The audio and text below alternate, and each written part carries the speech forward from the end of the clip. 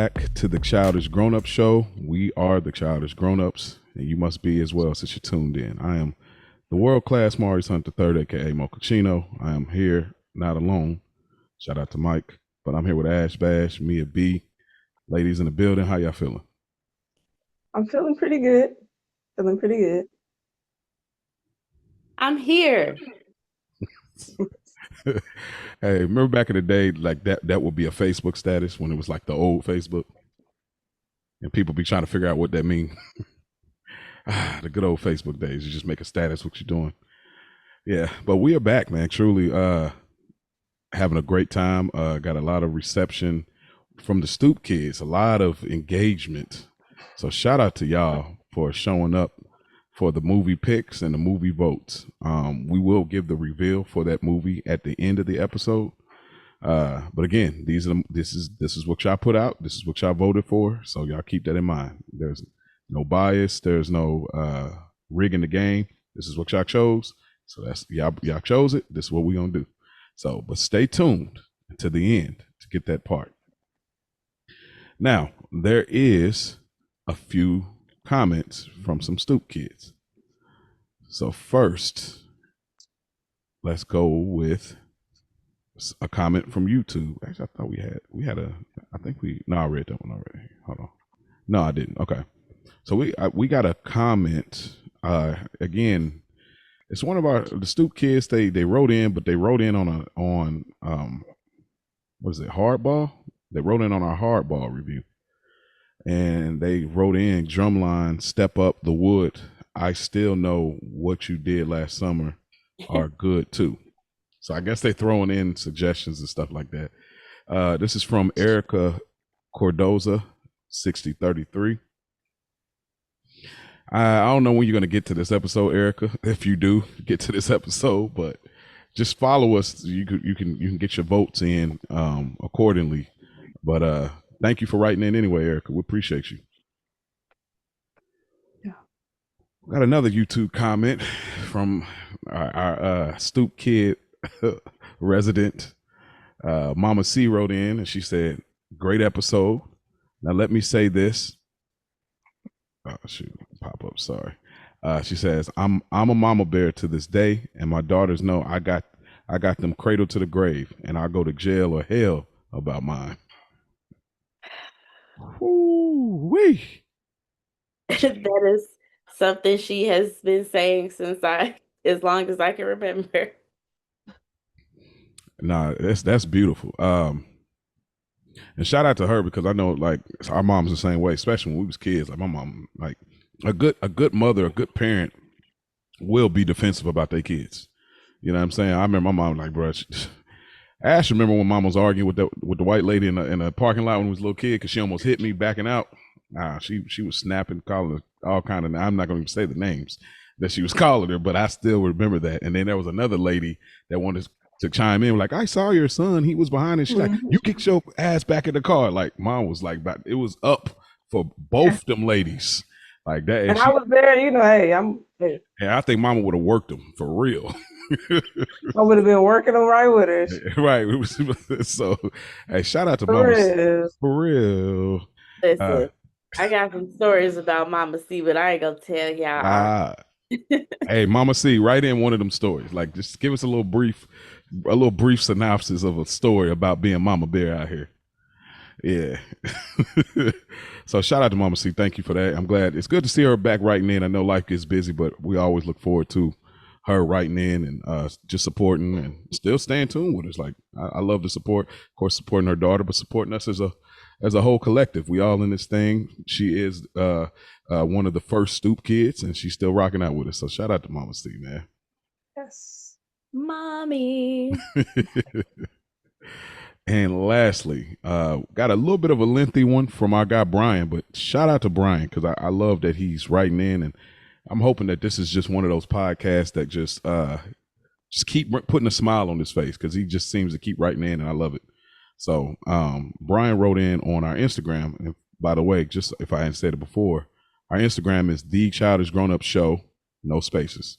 Y'all can get access to us there if y'all don't have a YouTube profile to write a comment on our YouTube, as well as our email, thechildishgrownups3@gmail.com. So y'all can get a hold of us. We are very reachable, and we all stay connected, you know. So Brian wrote in. He starts off and says, this refers to a significant mom.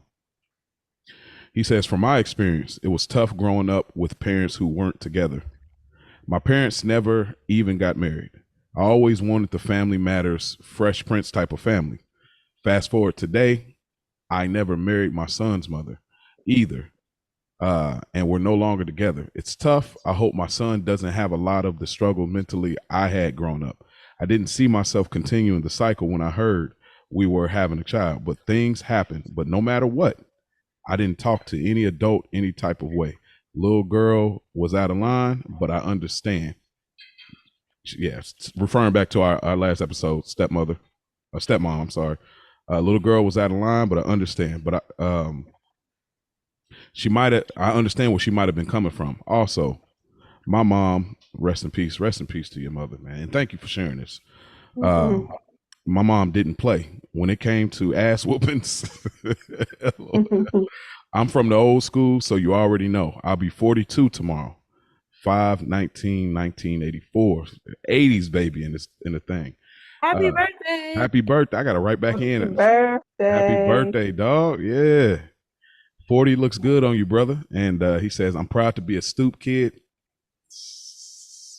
Yeah, I'm proud to be a Stoop kid. I'm getting back into book 2 shortly. He's referring to Another Week in the Books, as well as the other podcasts within the family. Now it's time to watch how Stella got a groove back. Peace. Thank you. Robin. Yeah, man. Shout out. Deep. Thank you for being vulnerable with us. You didn't even have to share all that, but yeah, I'm glad that we make you feel comfortable enough to share that information. So yeah, man, and it's beautiful too, because I know he referred to book 1, which was me and Spike Lee, and obviously it's a super vulnerable podcast. So we definitely open the floor for a lot of people in that way, and then coming over here and us sharing our experience with our parents, and some of, you know, like Mia talked about her parents' separation. We talked about our parents. I thought last episode was a really great episode. What do y'all think about last episode before we move on, and everything that Brian said? it's good. I think it probably will be one of my favorite episodes. Like, I think it was smooth. I think we talked about a lot of different dynamics, and like us putting our personal kind of into it as well, our own experiences. Like, I think it was good. Yeah. I agree. I love when an episode leads us just to have more personal input, like when we can have a moment to relate to each other, relate to our viewers and listeners, where, you know, just like those human moments come out because of the subject matter that we're talking about. So I loved it. I loved being able to share with you guys and get to know a little bit more, and now getting to know more about, you know, some of the Stoop kids. So love it. Yeah, y'all said it perfectly. It's just, and I like what we do here, because you'll get these moments similar to growing up with your friends and stuff. Like you might have a friend, like, oh, my mom and dad is separating, or a friend, you know, I live with my mom. You know, you have these different scenarios, and it gets real in between all of the fun, riding on the bus, playing outside, being in the classroom, assemblies. It gets real in between those moments, and that's kind of what our show serves. And I'm glad that we're able to, like Mia said, and Ash, just like to be able to have a moment to kind of break the fourth wall a little bit, but not make it too deep, not make it too too heavy, as we get so much content these days, where it's like sometimes you just want to have fun. Like, you know, this is what our show is for our supporters, the Stoop kids. Is like, we want y'all to come here and have fun with us, like we used to do as kids, but we will have these moments. So it was absolutely a wonderful episode. I look forward to our 2-year anniversary and see where this fits on some of our lists. I'm gonna have to go back and find some of those questions. I have it prepared. So our 2-year anniversary is in November. So it's just crazy. That's crazy. It is crazy. We're almost to 100. We're like a little, I think we're like around 70 episodes, something like that. So we're getting up there. So shout out to the Stoop kids. Thank y'all again. Y'all know where to write in. Thank you, Brian, for your vulnerability. brother, thank you for supporting across the board of all the podcasts that I'm involved in, they're involved in.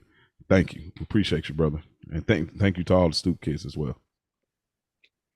All right. Now that we got heavy for a second, just a slight bit, now we're going to get a little silly here with our childish grown-up moments. Mia B, you got one this week?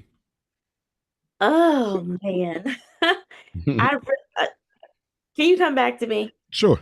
Ash. I'm glad that I didn't get to go first today. Oh, you want me to go? You can go. I mean, I don't have nothing crazy. We went to Dave and Buster's over the weekend to celebrate Anthony's birthday. Of course, his birthday was on a Wednesday last week, so we went to the weekend to like hang out. So just again, being a big kid, went to Dave and Buster's.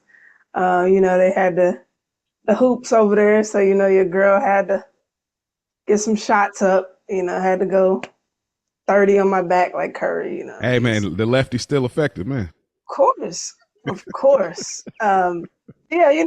kids, they just like hanging out with me, and then he has some of the basketball friends came and stuff. So, wow.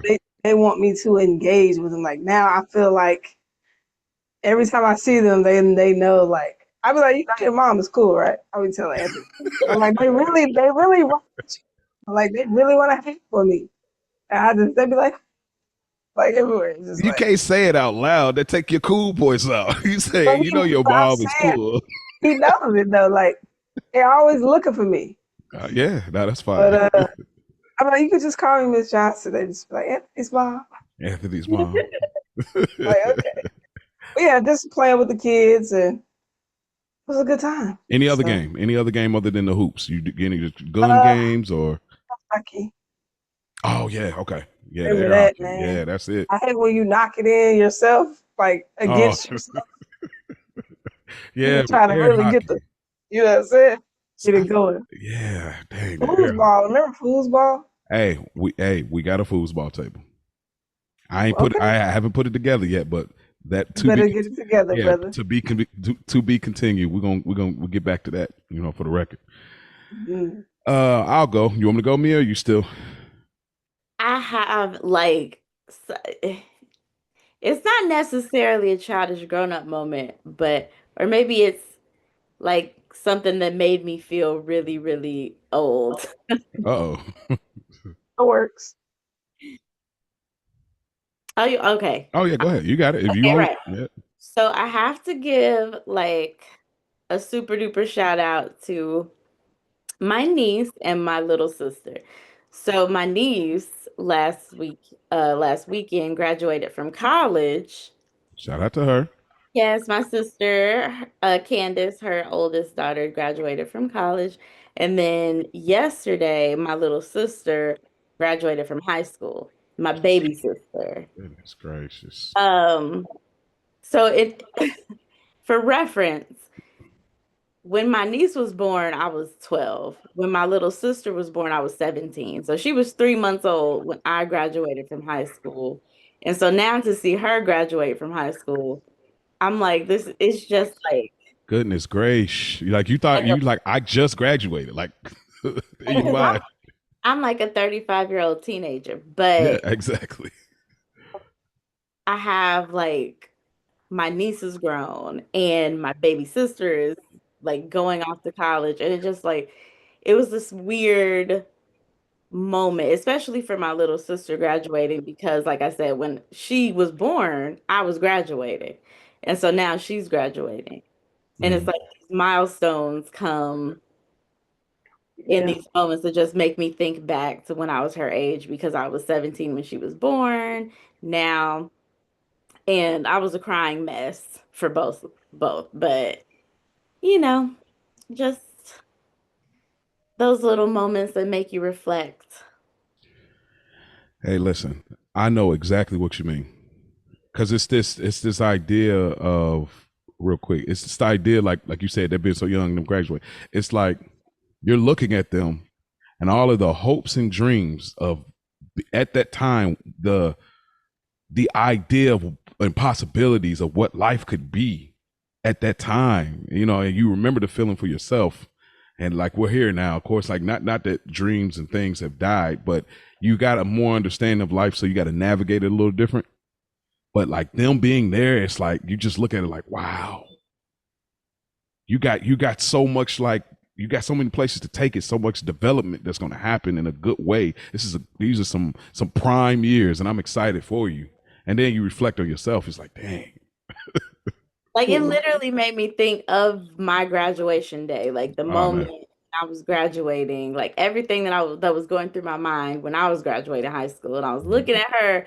I watched her walk across the stage, and then go to her seat. I was just boo-hooing, sitting up there. Oh. My other little sister is like, "You're such a crybaby." I knew she was gonna cry. I'm just like, because she was, Yeah, yeah. It's a huge deal. her age difference. Like people thought she was my child. Wow. So it was like, you know, Yeah. it was a moment because it's like, dang, like we really did it. We're done. She's done. And Sheesh. now what? I know. Where do we go? We're empty nesters. Oh man. I feel you. That's crazy. I feel where you're coming from. Like not me, but like my, Yeah. you know, But it's but that second hand, yeah, it's like, wow. Second hand. All right. For me, it's not as sentimental as me is because she really put it there. She took it there, you know what I mean? I got a couple of them actually. One, ripping and running, doing errands with the family, ripping and running, and we recognize that there is a Quiznos. And anybody know about Quiznos in the 90s? They were definitely somebody to be reckoned with in the sub competitive industry. With of course, Subway. I think Jimmy John's was around. I'm not sure. I ain't fact checking anything, but Jimmy John's, Penn Station, but Quiznos was there. They were one of the but I haven't had Quiznos since I was a kid. And I don't know if I maybe even just bit off somebody's sandwich or somebody broke. I can't even remember, but I know I had it because I remember the smell, taste. And I was like, babe, let's go get Quiznos. We over here. We always look at it and say, oh, they got Quiznos. So we decide to make it a thing. Pull up, go to the Quiznos. I get the sub. We get to the car. Try it out. You would have thought we had like the whole review laid out because we were in there tasting it. Then I took a bite of that sandwich. And it literally took me back to the 90s, bro. I was like, oh my gosh. I was smiling while I was eating the food because I was like, wow, bro. It still lands like, and it don't taste like the other places. Like as much as it's all the same concept, turkey, roast beef, ham, bacon, whatever, it still don't taste, all of them taste different. So Quiznos, like I know some people listening, like, oh, I remember Quiznos. So if y'all got one, go get you a Quiznos sub, man. But yeah, that was nostalgic. Then the other thing was, we went to the grocery store, and we went in. It was sunshine. We came out. It was raining. It was light raining. So we walking like, oh, okay, it's raining. We got him in the cart. Daughter walk. We all walking. But then the rain picked up out of nowhere. The rain picked up out of nowhere, and it was already hot outside, and it was cold rain. And so it was, when you like, it was hitting me crazy. I'm like, So we all laughing about it because we're getting soaked. But then I was like, you know what? When we get home, let's just play in the rain. So me and our 2-year-old, we outside, we just taking in the rain. And it was just a beautiful moment just being in the rain playing. Like, I was like, bro, this is free. Like, this is God just rained down on us. This is free. We can enjoy this, bro. And so just enjoying the rain and just being outside, getting soaked, knowing you got to dry up, shower, all that. But it was so fun, like just in that little brief moment of getting in. Yeah, he was out there. He was loving it. He was taking it to the next level as a 2-year-old. You got water running off of the roof, and you got one area that's rain coming down real fast. Yeah, it's standing right there. Yeah, he was getting right up under there. Like I like, boy, hey, get over here, get over here. So, so little mini co-host. Yeah, right. He a little tough little one anyway. So it's just like he like the picture. Well, you was in the rain too. That is a cute little little photo out. I should have, but it was so it was. You're in the moment. Yeah, we were in the moment, but it was so fun just being in the rain, taking it all in. It's just like I don't know. It was already like a just a really encouraging weekend. And that was like the cherry on top to like just get encouraged through the challenges of life. Just the rain falling, like, you know what? Just be present in this moment. Whatever else you got going on, you can get back to it later. And it was beautiful. So yeah. Oh, That's my me is just loving this. I'm trying not to make this a heavy episode, but we are so in the heavy. That was super sentimental while you talking. I know I'm trying not to make this like so heavy, but everything we're saying today, it's going to that direction. Sorry, y'all. We have fun with it, but like everything, I guess is like that today. Who knows what the vibe will be? We'll get to the review. But that's our childish grown up moments. Y'all write in for y'all childish grown up moments. Sentimental, fun, reflective, whatever it is. We still waiting on y'all now. It's been a while. I think the last person that wrote in was either Mama C or Public Enemy B. Like one of the two. But right in, y'all. We want to hear Brian, my guy. Since he's rocking with us all the way. Hey man, you have you a parent. Hey, get you a childish grown up moment this week, man.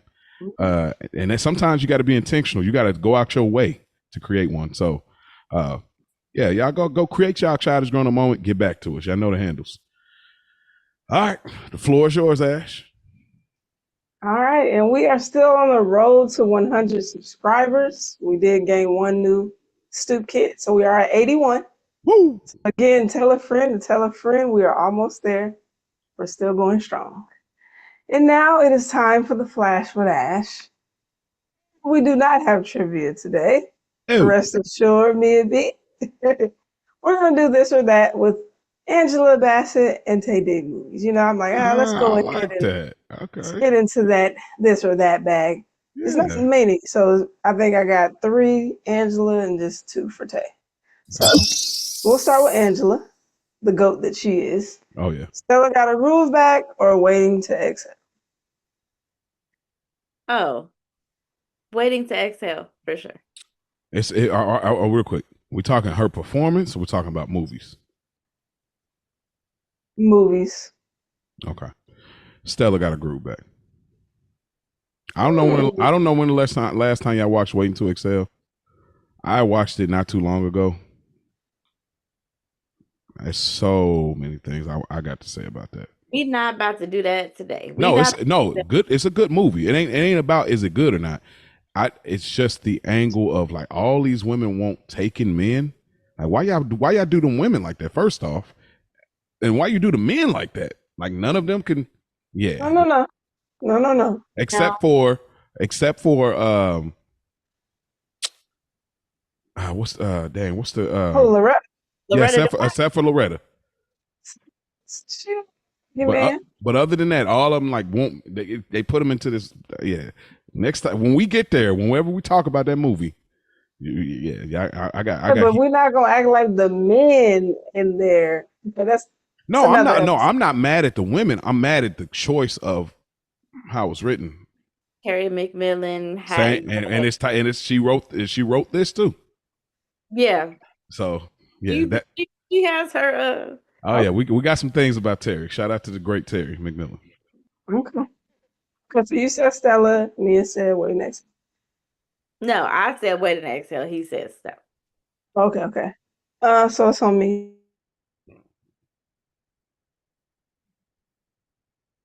Nope. Ash and froze on us. Right in she the coming moment. Back. Oh goodness. All right. She'll get back in here soon, I'm sure. It's probably a little connection issue. All right. I'm sure she was gonna probably do something like I really want to see. I wanted to hear what she was gonna put. What's love got to do with it? That's what I was just about to say. But I don't know what you put that against. You see what I'm saying? So let me see if I can. So Angela Bassett. So I think I'm going to go with Waiting to Exhale as well. And it was tough because Stella is my movie too. But I think I'm going to go with Waiting to Exhale. Because I like seeing all the women. You have Whitney Houston. It's just so much there. I like her role better in Waiting to Exhale. When it comes to movies, Yeah. I like this better. So yeah. All right, next we have, this is a little newer, Jumping the Broom or Meet the Browns. Did y'all see those? I did. I saw both. Yeah, I ain't seen them in a while, but I've seen them. Ooh, Mother in both of them. Mm-hmm. Meet the listen, Browns could have made it on this rotation. It could have, but I'm gonna have to go with Jumping the Broom. I have a love-hate relationship with Tyler Perry. yeah. I'll probably. I guess I'll go to Jumping the Broom. I definitely considered actually letting y'all in. I considered picking that movie for this rotation, but I didn't pick. I didn't pick it because I said this is not going to be our first Tyler Perry film. And that's the only reason I didn't pick it, because I said we're going to talk about a Tyler Perry film, but I hate because there's a film I want to talk about, but it's right outside of '09. And so I was like, damn it, but there's a movie. But yeah, so I'll go Jumping the Broom.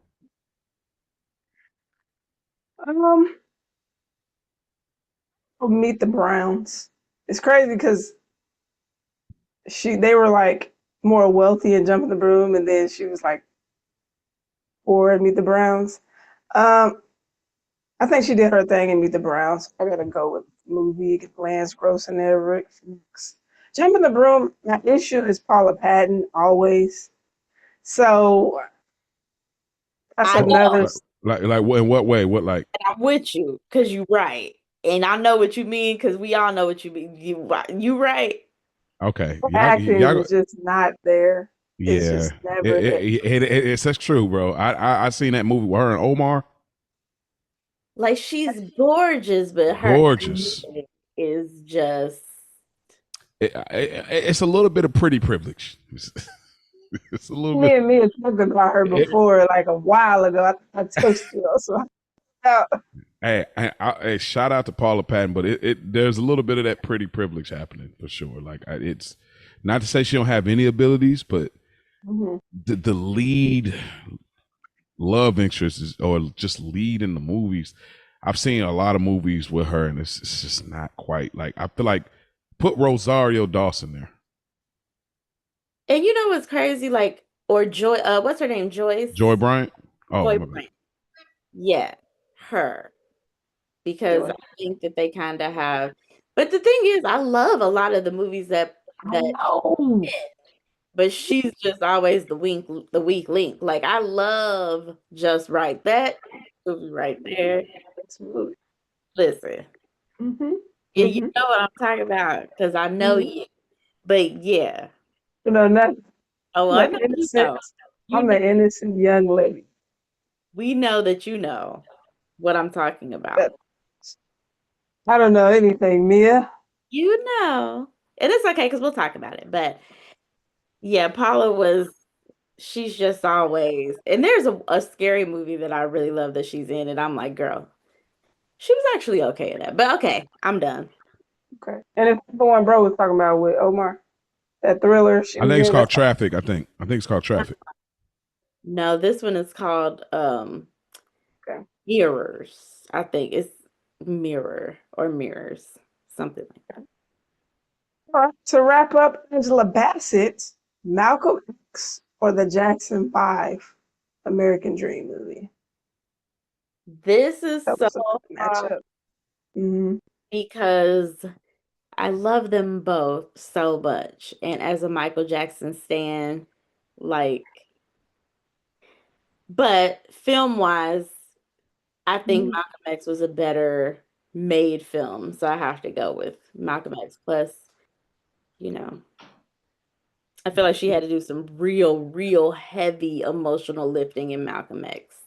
Yeah, for sure. I'm going film wise, even though I know that and literally when you were like, frozen, I was talking about, because I just started watching it, and I said I didn't know that Angela had this kind of soft girl ability in acting. I mean, she could do everything, obviously, but I had never seen it, because I'm always like, Angela's going to be very mature, very womanly, and then there's going to be a crash out and some aggressiveness in it. But I never seen her just embodying that soft style woman until I started watching the Jackson thing. So we know it's a series, y'all, but we counting it as a 5-hour movie, you know. So, but Malcolm X is a film to me. I got to go with Malcolm X because of the film. We go on trips. I'm going Malcolm X as well. Even though it makes my heart. I don't want to talk about it, but all right. So let's wrap this up. We got 2 from Tay, and we can get all the way into it. Bro's favorite, brown sugar, or Stella kind of grew back. Well, obviously, I'm gonna pick brown sugar. Like, I love brown sugar. I love that movie, but also I think as far as it should, I love how Stella got her groove back. This is a classic to me. Like, I think It's a classic. it definitely had a moment. Like, I have been called Stella. I know Stella was a thing for a long time. And so it's a good movie. It's a really great movie. But for me, entertainment wise and replay value, I would probably turn on brown sugar more. It's no shocker here. It's Stella. Don't get me wrong. Brown Sugar is a very entertaining movie. Like, it's not something that you turn on. I'm like, turn that off, bro. You ain't gonna get that from me. I'll watch it. I'll watch it anytime. Like, it's not a bad movie. It's just the people they cast for this hip hop kind of backdrop. It's just I don't believe neither one of these people, like Tay or Sanai. I get out of here. Like, no, bro. Like, it's like how people feel about Martin being the player and like Thin Line. Like, some people can't get in the mindset that Martin's character could really get baddies like that. And So, I would wholeheartedly disagree. no, I'm with you. I can see it. Like, but for me, that's how I feel with Brown Sugar. It's like, I don't believe you guys are into hip hop like that, and it's like, nah. So, but it's enjoyable movie. That's just my take. So I'm going Stella. I'm going brown sugar as well. You know, that's definitely in a top 6 for me. So, and again, I love Stella. You know, Tay coming on the scene young. You know, brown sugar, he was seasoned, and you know, was the beard with the, you know what I mean, the dark Caesar. Like, this was a different Tay. So my girl Sanaa, of course, like, yeah, loving basketball. It's all mixed. I can't believe you're gonna do this last one. I can't believe you're gonna make us choose. I know exactly what you're gonna do, and I can't believe you're gonna do that. What is it? Go ahead. The wood for best friend. I knew you was gonna do that. Why? Why? In the voice of Keenan. You know I had to. Man, really? Oh man. I want me to go first. Wow, this is hard. I'm tripping. That's like, it ain't that quick. Yeah, I'm thinking like, oh man, because they did like I really. God. I mean, we did a ranking, and Best Man was like we had it. We did a versus. When we get together, maybe we could do our own version. Us 3. Like, we'll randomly write down like a bunch of, like, we'll do a category like we did like black shows, and we'll scramble all the black shows into a pile, and we'll do a versus with all of them. And we did one for movies, black movies, and we try to come up with like all the different categories of what makes the movie great. And Best Man won. very warranted for sure. Yeah, it was there because it had everything. But what a Best Man. God dang, bro. This is so tough because It's hard. Because I like them equally. yeah. So, as far as likability, they are quotables are on both ends. I mean, I guess it just depends on what kind of space you in, really. Yeah, that's all it is. Like, yeah, we got the grown, and then we got, you know, the coming of age. Yes. I'm gonna go Best Man. Just because I feel like Best Man hit the gas right away. I feel like they got right to it right away, and that world, I know we're not counting the sequel and the series, Hmm. but I just think that world. I think those characters are just a little bit more interesting. And I love Mike. I love Roland. I love Slim. But I think that those characters over there, like, are so much interesting. The drama of it all. It's just, yeah, it's black excellence.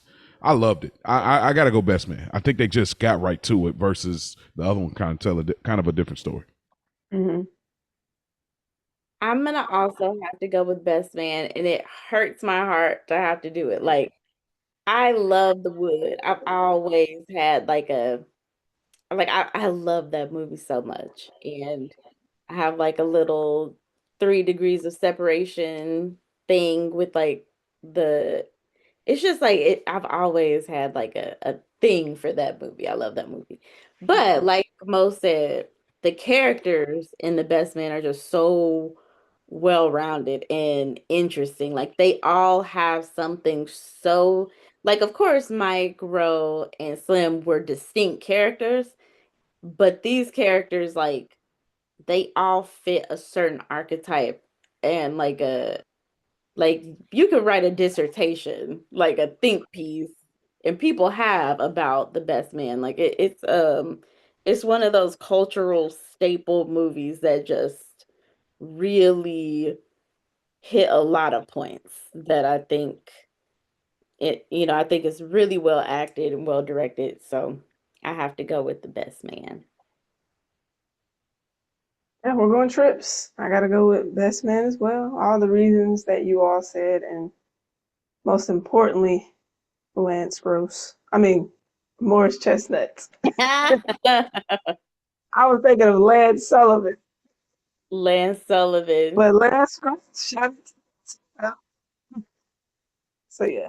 And I must say, I don't even like light skinned dudes all like that. But Terrence was eating in this movie because the little guitar trick that he did when he put Oh, his, you was And feeling you that? like that. I did that for you, huh?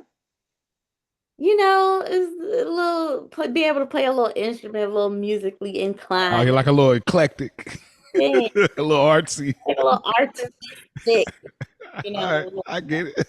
With but the hands, huh? I get it. All right.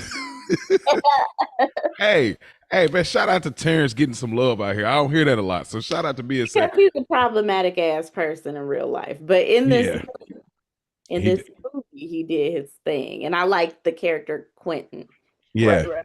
and I appreciate that because I know Ash had spoke to Eddie Murphy and Boomerang. Y'all go check out our Boomerang review where she was like, I ain't never really seen him like that, but Hmm. for some reason this movie, because I said it and we ain't even did Waiting to Excel, but I said Loretta Devine. I ain't never really seen her like that, but hey, I ain't gonna lie. You know what I mean? So some things are going on. Shout out to Loretta. In that movie, but just that movie. There's a market for it, as Mia put it.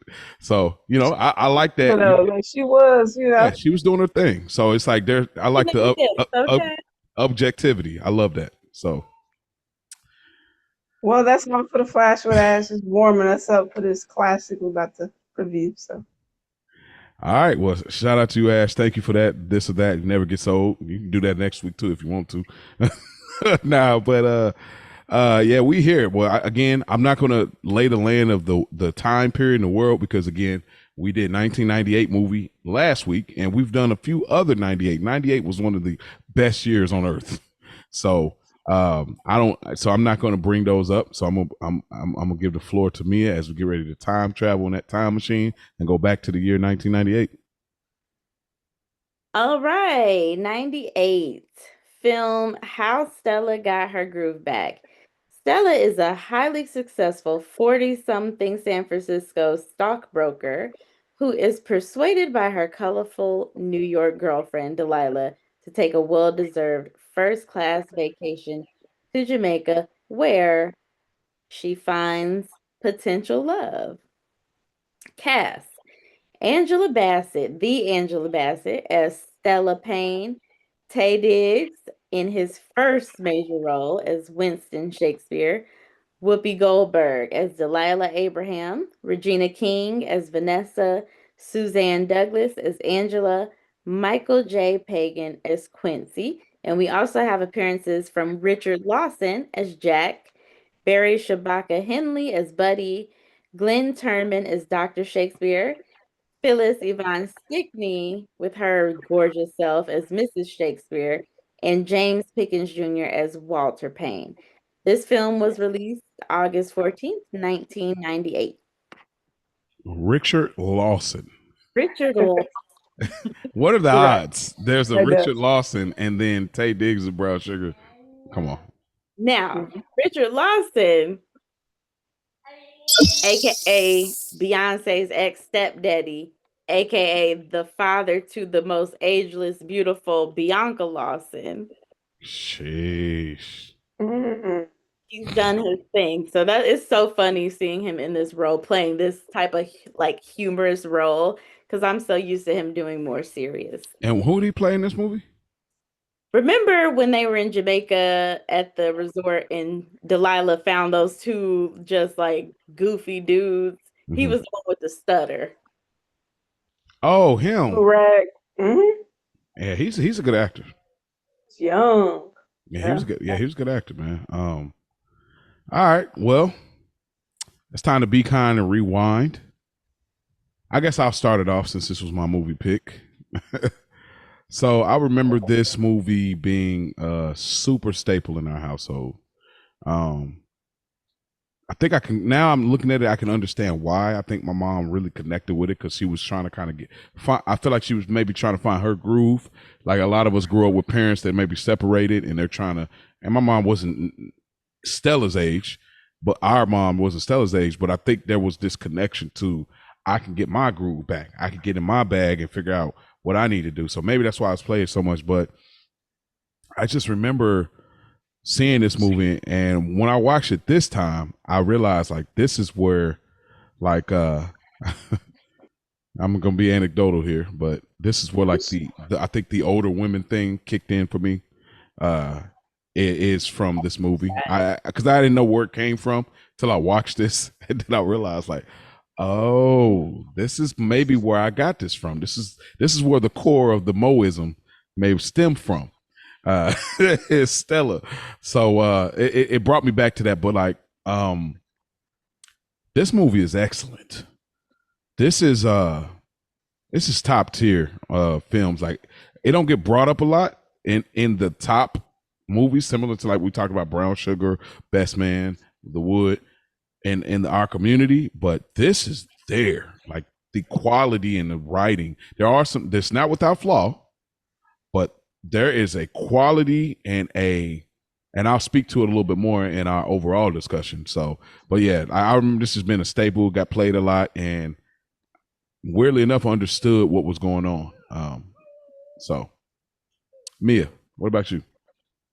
Okay. Of course, I can't remember the first time I saw it. I know we had it on VHS, and I know that I was watching it when I had no business watching it quite a bit. And this is another film, and I don't know where I found all this time as a child to be obsessed with so many different movies, but I feel like I had a moment when I was obsessed with this movie. Um, Obviously, Tay Diggs. What more can I say? Like, please, a young, fresh, new Tay Diggs.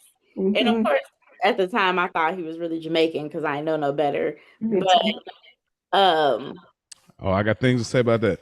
yeah. Listen, it don't even matter because he was fine, right? And that's what we came for. That's what we came Yeah. for. And I've always been a huge Angela Bassett fan, and I am a huge Whoopi Goldberg fan. Like I love Whoopi Goldberg down to the ground, and Delilah has always been one of my favorite characters in film. Like she did her thing in this role.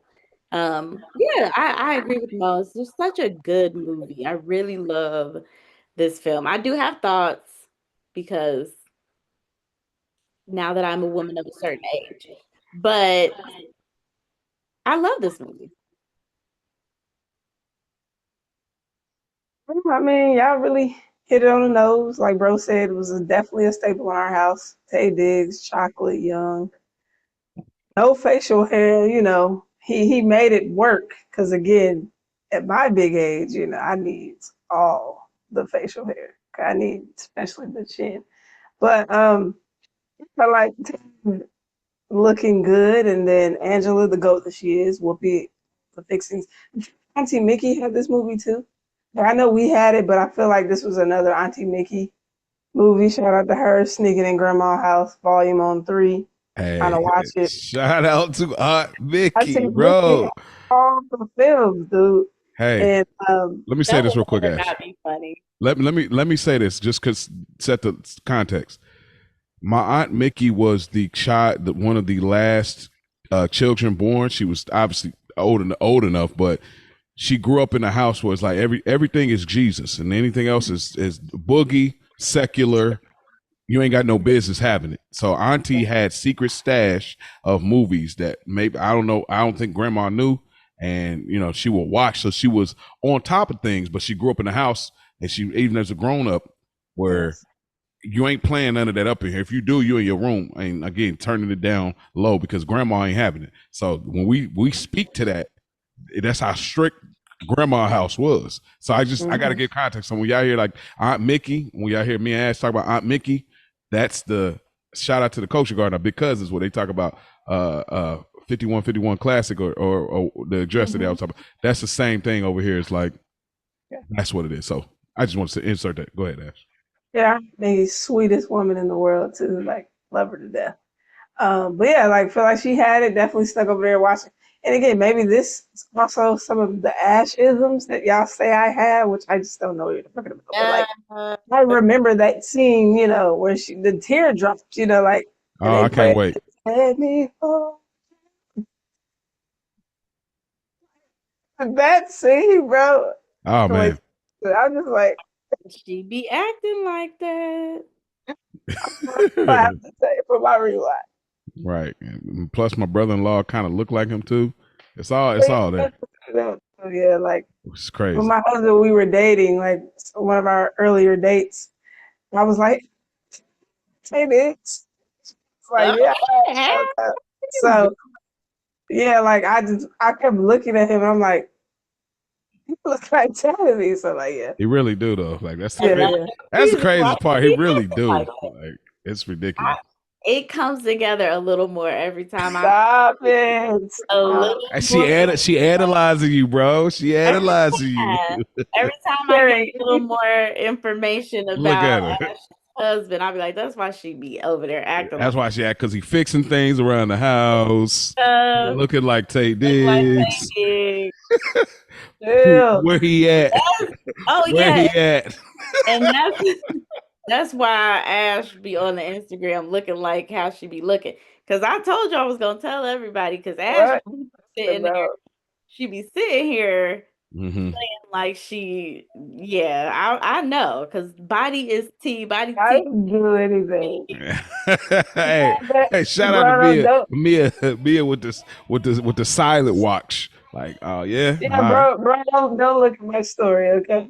I got. All right, it's over with. Thank you, Mia. Probably go now. I'm on it right after this, man. So Body tea, her and Tay be So up there let acting. me get off that look. look at her. Like you stuck now. We got her. We got her. All right. Oh Um, my gosh. Yeah. all right. So just getting into a little bit of our overall discussion before we get into like the full, breakdown and review. I'll start here. How do y'all think Tay Diggs did with the Jamaican accent? At the time, I felt like he did pretty good because I didn't know any better. I mean, like, know a lot of Jamaican people in real life. I mean, I've been around, but again, for that role, I mean, I didn't have an issue with it. Like, I didn't, even watching it this time, it's like I really didn't, it wasn't like, he ain't.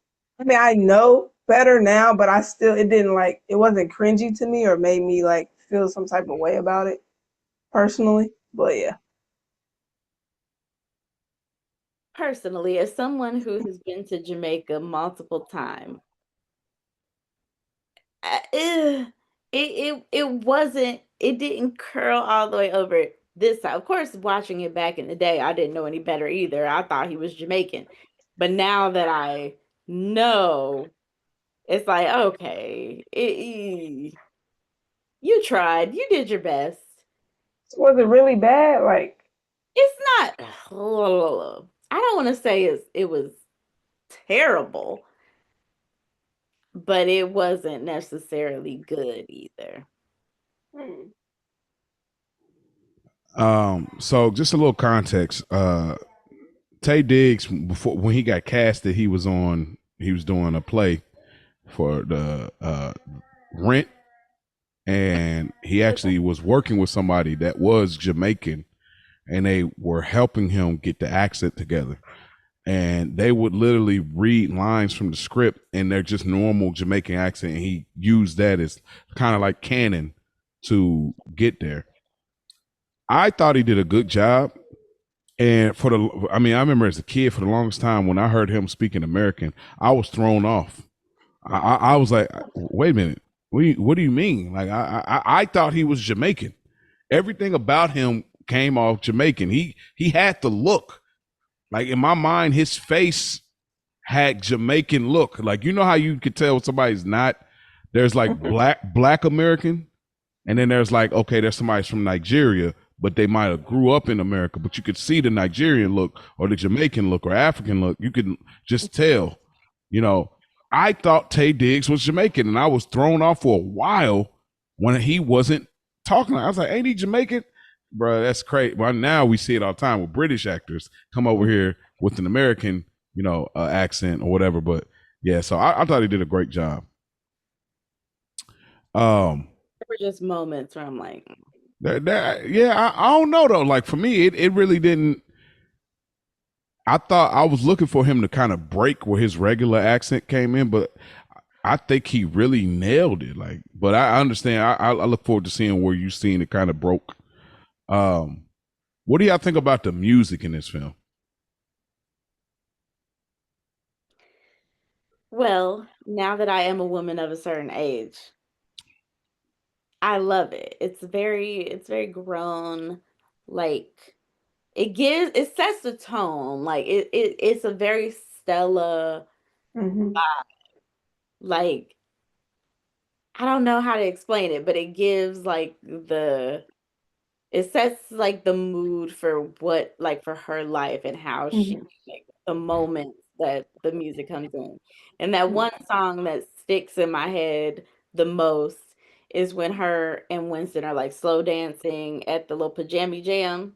And I'm Oh, like, yeah. this song just really gives the vibe of like their relationship and how, the whole story to me. I agree. I thought it was fire. It definitely took us into her world, like very grown. How did that song go? I can't remember Mia. Like She makes the me wanna that song. oh yeah. Okay. I was like, ooh, this is sexy. It's grown, Right. And I'm coming giving. in there with that with the outfit on. But anyway, we'll get there. Yeah, I think the music was great. Yeah, the music was on point all the way through. I think the soundtrack went gold at the time. It was that good. Um, the choices were excellent. I know we'll get there as far as the shower scene and the realization of what the relationship needed to be after that. But yeah, the music was on point. Like it was beautiful, and this movie is just a sexy movie. Like, which is dope because we're still in like our Mother May I month, and we're getting a different side of things. Like what that looks like. Um, I want to see what y'all thoughts are. But what I found interesting with this movie is this kind of archetype. I don't know if it existed before, but there's this archetype woman that has, that is like a career driven woman that maybe has been married before, maybe not, has a challenge with finding love, finding a relationship. And this seems to be like one of the earliest versions of that. And we kind of seen it carried out through television. I'll name a few shows. and any other shows that come to mind by any means. But like Insecure, you know, we look at the Molly character of Insecure, being Mary Jane, Mm-hmm. you know, even Queen Sugar. You know what I mean? Like the I think she's the older sister. Oh yeah. But yeah, we kind of see that regularly where it's just kind of career driven woman or this ambitious woman that has a hard time finding a man that can match her. You A know, lot and of movies with it too. we're like, what you got? Something new, Think Like a Man. Mm-hmm. Yeah. Well, but again, but yeah, you're right. But those, well, at least Think Like a Man, those are like, again, they're way down the road, and I think Stella Got a Groove Back don't get the credit really for setting that kind of archetype. You know what I mean? I mean, it's an extreme, but we'll speak to why it's such an extreme because it's tied into something else. But what do you? Something new. But go ahead, bro. I was just saying. So what do y'all feel about it? Do y'all think that this movie is like, you know, like was Stella like the first archetype to that? You know, I would have to really like go back through, you know, what movie came out what year, Mm-hmm. and because I'm not sure, honestly. Because If this is 98, right? yeah, So it had to be something before 98. Mm. I mean, it may be for me. I know you got you get in that bag. You know what I mean? So it may be. like back in the day, did we have the strong, successful female character who had a hard time finding love? It's like the workaholic provider, like very successful in her endeavors, but when it comes to love, boy, it's tough. Maybe for Black women, I Yeah. can think of a few like, you know, that might have been just like, but I don't know. I'd really have to think about it, or I'd have to like spend some time thinking about some older movies. Yeah, because it could have been in the there could have been a '80s version. There could have been an earlier '90s. This is '98.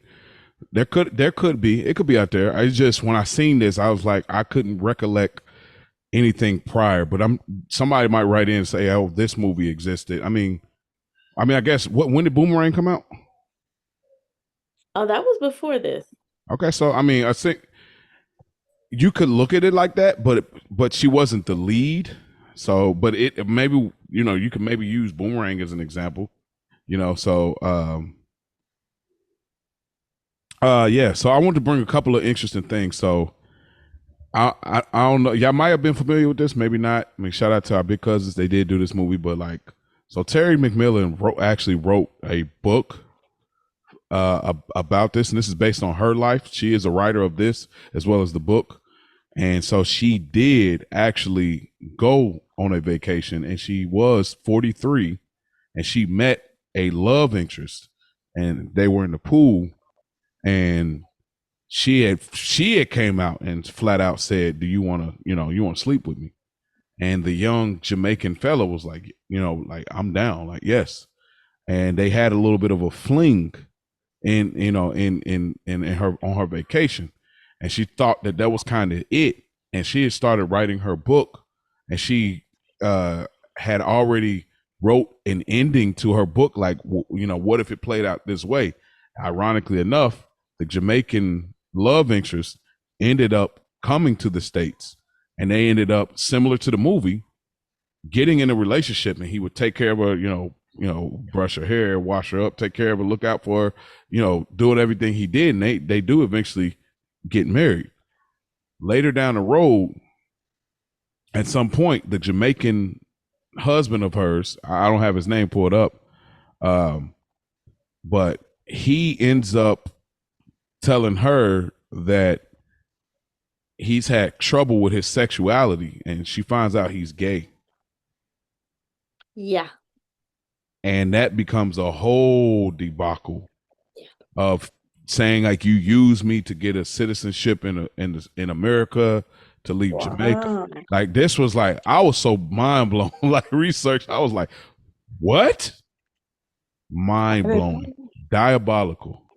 You know, because it's like the things this guy had to have done to get by for so long.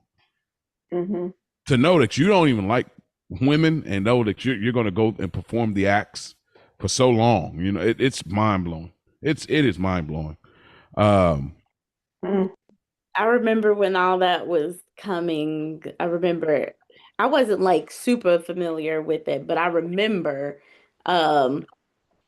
hearing people talk about this movie in reference to it being Terry McMillan's life, and then they're like, oh, but he ended up being gay. Like I remember that whole situation. Hey, and interesting fact, yeah, Mia might know, but Ash, I don't know if you know, but the scene when they get to Jamaica and the guy said, "Ladies, welcome to Jamaica," that was her husband. That's the guy.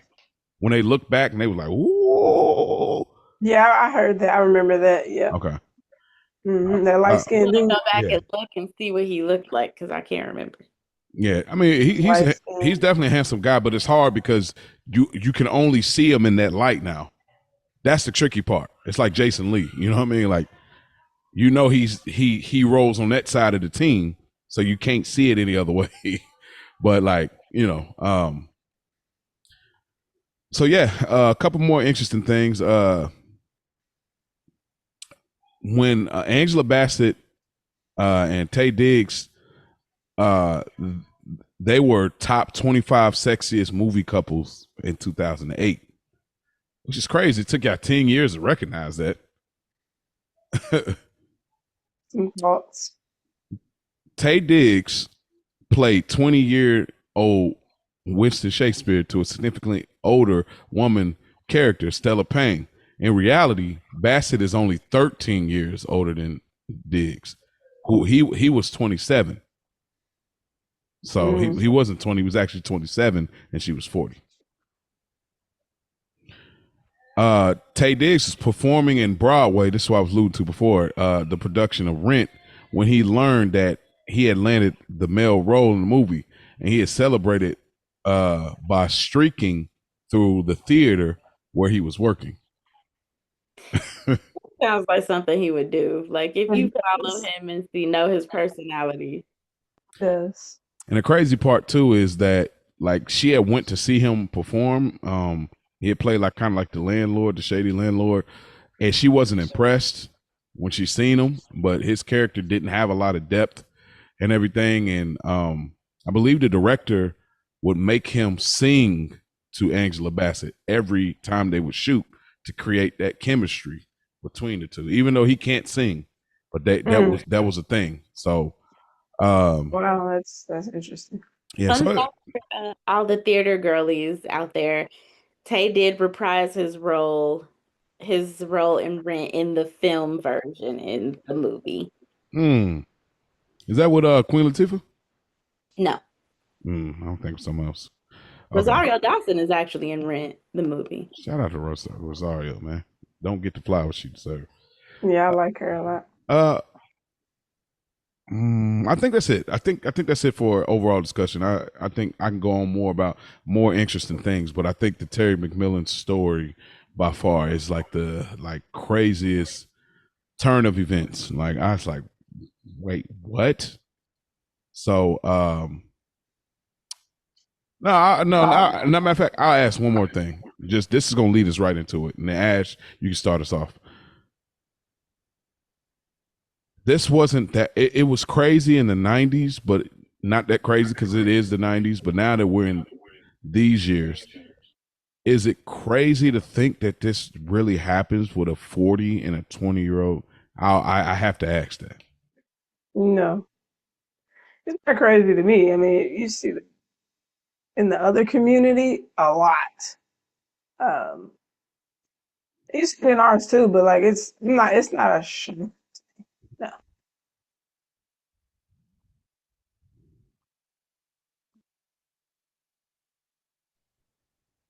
Oh, okay. No, I don't think it's crazy at all. I don't think it is far-fetched at all. I have seen it happen. As a woman of a certain age, They do know your age, by the way. You said it on this episode, but keep rolling with certain as the fill in the blank. like as a woman of a certain, I'm not quite 40, but I'm in my about to be 40s, and Okay. I I the young boys love Big Mama. They They love loved it.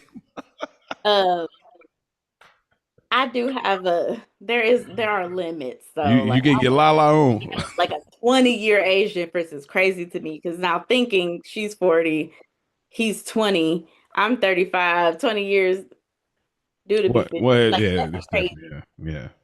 to think like But even 15 maybe years.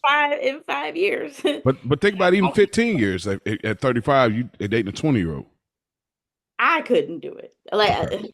now I'm not about to tell y'all my business, but that's a Tell lot. me. She said unless he looked like Tay Diggs, then Like we'll chat, but all I'm saying is stranger things have happened. okay. But I do have thoughts that we'll get to, I suppose, in the context of them specifically. hmm Um, in the 90s, it works. In this time and period that we live in now, I think it's wild. It's a really wild. I think he for a film like this to exist, I think you got to age him up some more. Actually, maybe you know what I mean. Even maybe his real age, like Tay Diggs being 27. Like I think you, because even then, 10 years is enough. Was like you're in your Mhm. 20s. She's 40. That's still enough of a age gap where it's like we still grew up in two different times, especially in today's era with social media and everything. 90s, of course, it worked, but it watching it, it was like this is really wild. Because especially when she meet the parents and the mom is the same age as her, it's ridiculous, you know. But I think they do a good job at covering all their tracks. I do. I genuinely think they do a good job with that. So shout out to Terry McMillan for like being writing this and making it connecting the dots. Because I think for a man, if he's the younger, I don't think it's crazy to him. You know, Oh, if he sees something he like, he's not tripping about the age. Especially if like, yo, you getting active with me and you're older, then now he's not looking at you with an age. He's like, oh, oh, she fun too. Oh, okay, we having fun. Oh, she athletic too. All right, cool. Like I think as a man, you know, if he's the younger and she's the older, I don't think he's tripping like that. So it tracks. It definitely tracks. So, all right, let's get into the movie. So I was gonna have Ash start, but since she's on mute right now, let's talk about Stella and her friendship with Delilah? with Delilah. Yeah, let's talk about Stella and Delilah, man. What? Okay, let's do this. Talk Stella, Delilah, and also Stella and her sisters, Hmm. because Hmm. both are her sisters, right? Yep, those are her Okay, sisters. so she's the middle child. I'm thinking she's either the oldest or she's in the middle. Okay, because the other one was so judgmental. I was like, okay, she got to be the oldest. I think she's just a different kind of lady. I would think she would be the middle child just because she's married, she's pregnant for the first time. It gives like she's probably late 30s. And the way that Stella was talking to Winston about her mother's expectations and the way that she treats her sisters, it very much gives oldest daughter. Like it reminds me of how an older sister would interact with her siblings. Um, but Angela got on my nerves so bad.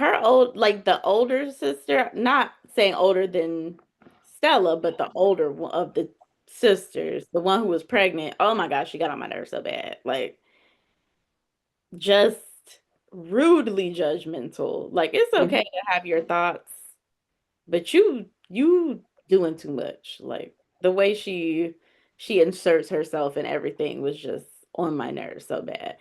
And Vanessa, I feel like that's what makes me feel like Stella was the oldest because we know Angela got some money too. She's a stay-at-home wife, but she has it to do, but she's always gonna go to Stella and ask because Stella just gives like older sister. As far as Stella and Delilah, I love Delilah's character so much. Like I love this character for so many reasons. She kind of gives me I've always gravitated towards characters like her. Probably because I always felt like they were the opposite of me until I kind of came into my own as a woman. I always look at the Samantha Jones or the Miranda, the Delilah, just like a strong personality who doesn't really care to say what's on her mind, tell you exactly what she thinks, just free. It seems like they have such a freedom. And she brought like a great balance to Stella's character because Stella is a little bit more buttoned up. And then you have Delilah who's like her like the brighter Hmm. spot in her life, who brings her out of her shell, who gets her to do the thing that she didn't want to do, who pushes her to do the thing that she thinks is ridiculous and who just really wants Stella to be happy. I think it's odd, like how the sister, the Angela. Angela. I just think it's odd, like when they're at the spa, and she's just like, "You need a man. Your son needs a father." I don't have it in a later section, but it feels awkward in how it's written, and I don't know how much Terry McMillan was making it like her actuality versus okay, this is the kind of movie magic part because it's just like I'm not saying nobody could be this judgmental, but it is very weird for like these statements to be made randomly like that, and it's just like saying, "Oh, your son needs a father," but then we see the father is very present in the life of her Hmm. son. So Hmm. I don't know. It's just her character. It's similar to the Michael movie where they made Joe the villain. You know what I mean? Where it's like, okay, and y'all made him one note. We do get like somewhat of I ain't gonna say a payoff later in the movie. We do get a turnaround in their relationship, but we don't get context to why she's like this, and it kind of throws it off a little bit for me in the dynamic of the sisters. Uh, so I just don't understand where she's coming from. Um, Neither do I. and as far as Delilah goes, um, well, Mia, so you say you relate to these people even though that's the opposite of you. You use like Miranda and No, I was saying that I gravitated Yeah, drawn to towards. those types of characters. Like I like to watch those types of characters on screen because it was like they were so different from me and wish that I could be as free. oh, it's like an aspirational. Yeah, it was like I love watching I've always gravitated towards strong female characters. Okay. Hmm. And uh Hmm. The because same way too. it was like I wasn't like that. So it was like, ooh, I love Oh, okay. So they opened you up to a world and a portal of something. Okay. You ever watch Gossip Girl? no. Dang, okay. Because I was gonna make a reference that's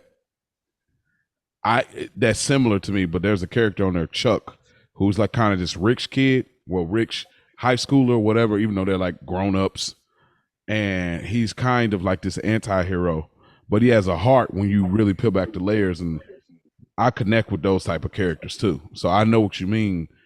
It might be a different way because you're talking about strong women, but I connect with like complicated characters where it's like if you don't know them, you would put them in one box. But when you get to know them, it's like it's so much more complex. Because that's how I am. So I do connect with that. It's just, but if nobody knows me, you'll put me in one space and box. You know what I mean? So I connect with that. But Ash, what do you feel about Delilah and Stella's relationship and that friendship? Very seasoned. I love their dynamic. Just for me to say, I'm drawn to opposites of myself. I'm more reserved and chill, and so a lot of my friends are extroverted. Eileen, shout out to her. I got some people that, again, just speak their mind free, more willing to do something and not think about necessarily the consequences in that moment. Just kind of, you're just free. So, Delilah, I don't Free. free, but yeah, Delilah, she said what she meant and what she said, and she was kind of like willing to do something on the fly, like let's go to Jamaica. And I wonder if some of this had to do with her diagnosis, though, too. Like how much of it is just that's who she is, but also like she obviously hasn't told anyone about her being sick or how sick she is, and so now she just want to just live it up. But you can tell for her job, with at the department store and like with the mannequin, like so again, her personality just coming out, and even in that moment, like she's stuffing down the drawers, you know what I mean? Like it's just little moments like that, like you could tell she really is like she's funny, chemical free, doesn't take herself too serious. And Stella's more rigid, professional, has another side to her, but you got to be able to like peel it Yeah. back. Yeah. It's kind of like me. Yeah. Delilah is somebody that you root for, you know what I mean? Because it's that loyal friend that, and I always root for these characters because again, y'all, if y'all have listened to 75 of our episodes or whatever, you should know by now. But or if you've heard me from prior podcasts, it's like I always root for the underdog because I always feel that way about myself, and it's always this thing where, in my personal experience of kind of always being placed in the number 2 spot, where it's like, okay, it's you and it's your homeboy and all your other friends and all of the other people you're acquainted to, and it's going to come down to when they say, oh, there go such and Maurice, or it ain't never Maurice and such, and so I connect with a Delilah because it's this thing where she has a dope personality. She's like she carries a lot, being that number 2, being similar to our Sopranos consigliere, like this advisor in the friendship where it's like, hey, girl, go do that, man, girl, turn up, like everybody knows somebody like that, and I've served that in some of my life. And so you root for her. You want her to find love. You want her to be able to feel good about herself. And I think to some extent, Stella looks at her like, come on, work out, girl. Come on. Because Stella's not looking at it like, oh, I'm the baddie and I got, and these are the temptations. You know what I'm saying? Like she's not looking at it like that. She looking like, girl, you bad too. If you just, you know what I mean, run with me, exercise with me, girl, come on vacation with me. Like I believe in you, like you believe in me. And I love that camaraderie with her. And you want that for Delilah. And I think Ash brought a good point when you said that, like, oh, she was on the whim because she may have had an idea that something was wrong, something was going on with her health. And so she was like, yo, let's do it. And man, I thought it was dope. And even then, and y'all can speak to it, but like the commercial, this is what made it super 90s of a movie. The commercial where Stella is seeing herself in the commercial. I was like, that is so good. That is so 90s. And I was happy because, again, I don't recall a lot of Angela comic relief. And maybe y'all can clear that up for me, but I don't recall a lot of her comic relief roles or even moments. So seeing that as one of the early scenes, especially coming off of she and her bag at the job, doing her thing. Clearly, she's an asset, and she got an appointment. She was a little late, just so she like, let me go and look out for you real quick. And as we talk a little bit about more Delilah, y'all can jump in about the whole job thing too with Stella, because I got things to say about that. So I do want to piggyback on something you said. I really don't think that Delilah saw herself as a sidekick character at all. I feel like Delilah, in her mind, in her world, has very much main character energy. Like, just like when they were laying in the bed, the hospital bed, and once it's revealed that she's sick, very sick, and they're talking about, how they were when they were young, and Delilah was, she was vibrant. She has a very like big personality. Magnetic for sure. And like how she got to the resort, and before her and Stella even like when they weren't together, she went and found two dudes, and she's like, I get the cute one, Mhm. like let me introduce you to Jack and Buddy.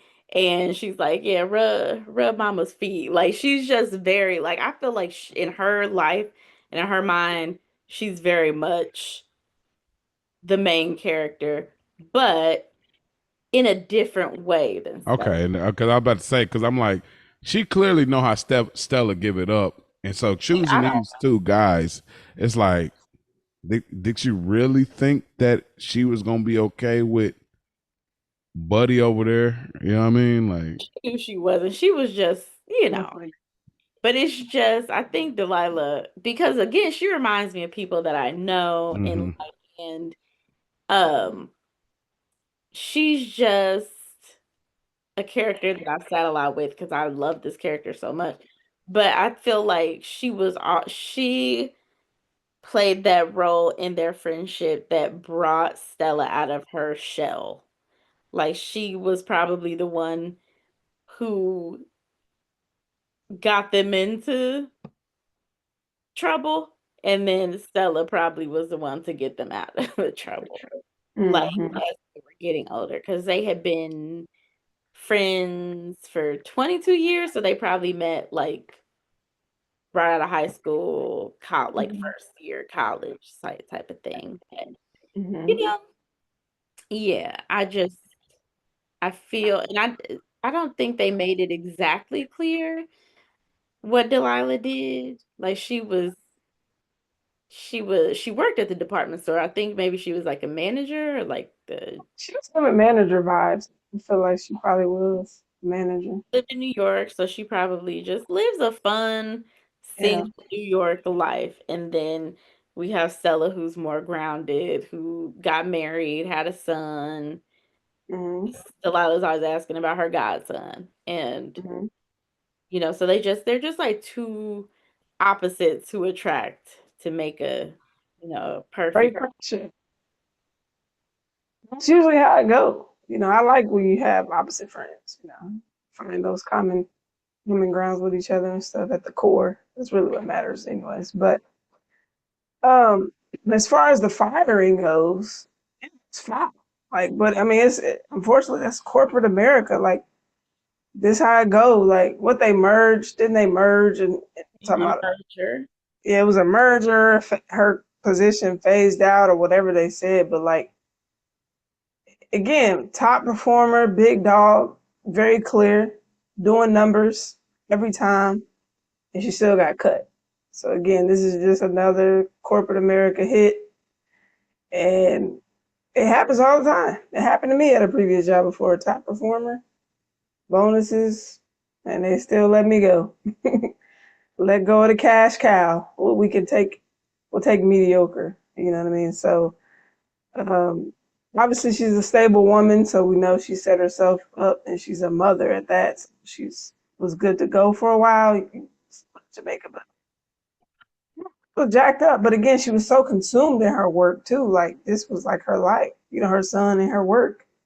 And so now that's stripped away from her, which opens her up in a sense hmm to other opportunities. And then we come to find, obviously, she had a passion with furniture and stuff like that. So But sometimes you can't see all of that when you're so consumed, you know what I Absolutely. mean, That's a in the day to day. So that's what I did like about how Winston was kind of, well, I know we're not there, but like, yeah, when that exposure though. And it's so like you said, it happened to you, but it's so realistic in the sense that I think they were touching up on something. And again, I don't know what pieces are Terry McMillan and what aren't, but they were touching up on something that is a reality, even 20 years later, of like doing your big one at the gig, and then you become disposable for some reason because they can't mm-hmm, afford you. mm-hmm, You know, that happened to me too. Like I literally did my job, you know, and they tried to like paint it a certain way, like, oh, well, this, that, and then they called me back and rehired me. It was literally like that. You know what I'm mm-hmm, saying? So it's crazy. In '98, they put this idea and concept here for a career woman that's clearly brilliant, that clearly saves the day a lot, that clearly does her thing. It's in '98. That's amazing. I'm it because it's such forward thinking for where we are today. So oh, yeah, that was crazy. Um. What do y'all feel about, since we're kind of still here with the Delilah and Stella sisters? You know, we do get that hospital scene with Delilah, and you know, it's a real sentimental scene, and they pretty much cut, and she's passed. Um, what do y'all feel about like how that was treated in the movie? Did it bother you at all? You feel like that was the right way to go about it? I mean, obviously, our last review we talked like a lot of sentimental things as far as the mother having cancer in that movie, but we didn't see it. We were left off on a good memory, similar to the mm-hmm. kids. But in this movie, we actually do get the transition of Delilah, and you know, obviously, Stella speaks at her funeral. What do y'all think about how it was handled? How did y'all feel personally? I think it was okay, like, cause we still didn't see, like, we saw her in the hospital or whatever, and then we saw Stella come out there, and they're talking about either like Mia said, if they were when they were in college or high school, talking about, you know, some of the girls back then, and so it's still like they were reminiscing, but knowing what is probably going to happen. Um, so again, I don't want to see it. I think it was okay from that and then transitioning because again, she had already been dealing with this for so long. She just didn't tell anybody, and so that also puts something in perspective too. Like, gotta tell somebody. Cause I thought like myself, I'm like, man, you know, God forbid, I'm like, I don't want nobody to know either, really. But you know, you can't be that way, uh, especially us. We're parents, so that's just not option. But because I think when they were on vacation too, she was talking about her blood sugar, and then Stella was like, "When the last time you had your annual or something?" I think she was like a year ago or something. So again, kind of brushing it off and not really getting too deep into what's really going on. But as far as how they transitioned it to the funeral, I was okay with it. You Um, think she knew for real? She was just trying to work her way up to telling Stella, or you don't think, or you think she really didn't know? I don't know if she knew the severity. And I mean, she knew something was going on. Like your body's gonna tell you. I don't know if the doctor already told her, like, hey, you know, because clearly when the doctor called, he thought somebody knew. So no, that's a good question. Like, how much did she know? Like, how bad did she know? Or was she heard the doctor say it? Because some people don't come to terms with it. Like, I heard what you said, but I'm gonna keep living and just doing me till your body just get to that point where it sits you down. You know what I mean? So Mm-hmm. yeah. That's the whole thing was just so heartbreaking to me because you know, I am lucky enough to have a nice group of friends and I have a lot of amazing like I have like a strong like Village. unit of women around me. But it seemed like Stella, even though she had her sisters, Delilah was her person. Like it was just them. Um, so to lose your person like that, I can't even imagine like that type of loss. So and because it didn't seem like Delilah had a lot of close family, because of course she has Stella as her next of kin, which means she didn't have any siblings, and she didn't have any kids, just out here doing her thing on her own. I don't think she knew that she had cancer when they were in Jamaica the first time, but I think she knew that she was sick and something wasn't right, because you could just see in how she was acting. Like, she's like, I've been taking stuff, trying to get some pep back in myself, but it's not working. And even when they were standing on the beach and she just kind of staring off into the distance and she's just like, God is here. I think she knew something was going on that she was going to have to address when she got back, but she didn't know yet, that it was going to be, what it was. And I believe that she didn't tell Stella because you know, sometimes the person who, like they say, the strong friend, the one who is always checking up on you, making sure are okay and doing what you need to do, they don't like to be a burden or worry people until there's no choice anymore. So I feel like that's how I read her character. I just wish we had more time with Delilah, because I really love Delilah. And so, Mhm. like, for her to pass with so much movie left, Oh yeah, exactly. Yep. devastating to me. It was like, it's a 2-hour movie and we Hmm. have her for an hour. And it's just like, Mhm. I missed her presence in the movie after she passed. Yeah. You were going exactly where I was going. I think that her character, and it's not a later section either, but I think her character should have. She still could have had everything that happened, just stretch it out. Like, they get back to the city, you know what I mean, the states, and like let Delilah be the deciding factor for Stella to say go get her man. You know what I mean? Like, they leave it where, oh, Delilah gives, you know, him the information so that he can call her. But I would have liked her to stretch out further, and then seeing that life is short, seeing her pass, and that being a deciding factor in those last moments of conversation. Because we're left at, I'm scared, me too, and then next thing you know, she's gone, and it's like, damn, you know what I mean? And it hurt. It didn't make me cry. It's similar like Stepmom, but it hurt. It's like, dang, like, you know, I wanted more time with her. And again, I love Whoopi Goldberg too, you know. So, but yeah, that was that. Again, with the sisters, just kind of putting a bow on that too. I think they're I say for later section. There's one part of the movie that is like, yeah, I didn't get that. But I don't know. I ain't really the judge. They were trying to create some friction and some kind of idea of, we need a antagonist, and they use Stella's sister, but it just didn't feel like a real person to me. It's just everything that comes out of your mouth is hate. It just Yeah. go Are we ahead. related? Like, are we sisters for real? 'Cause you saying a lot. Like, you gotta chill. That's saying a lot. And, She couldn't wait to get it out too. It was like, Yeah. soon as Stella or Vanessa said something, she just ready.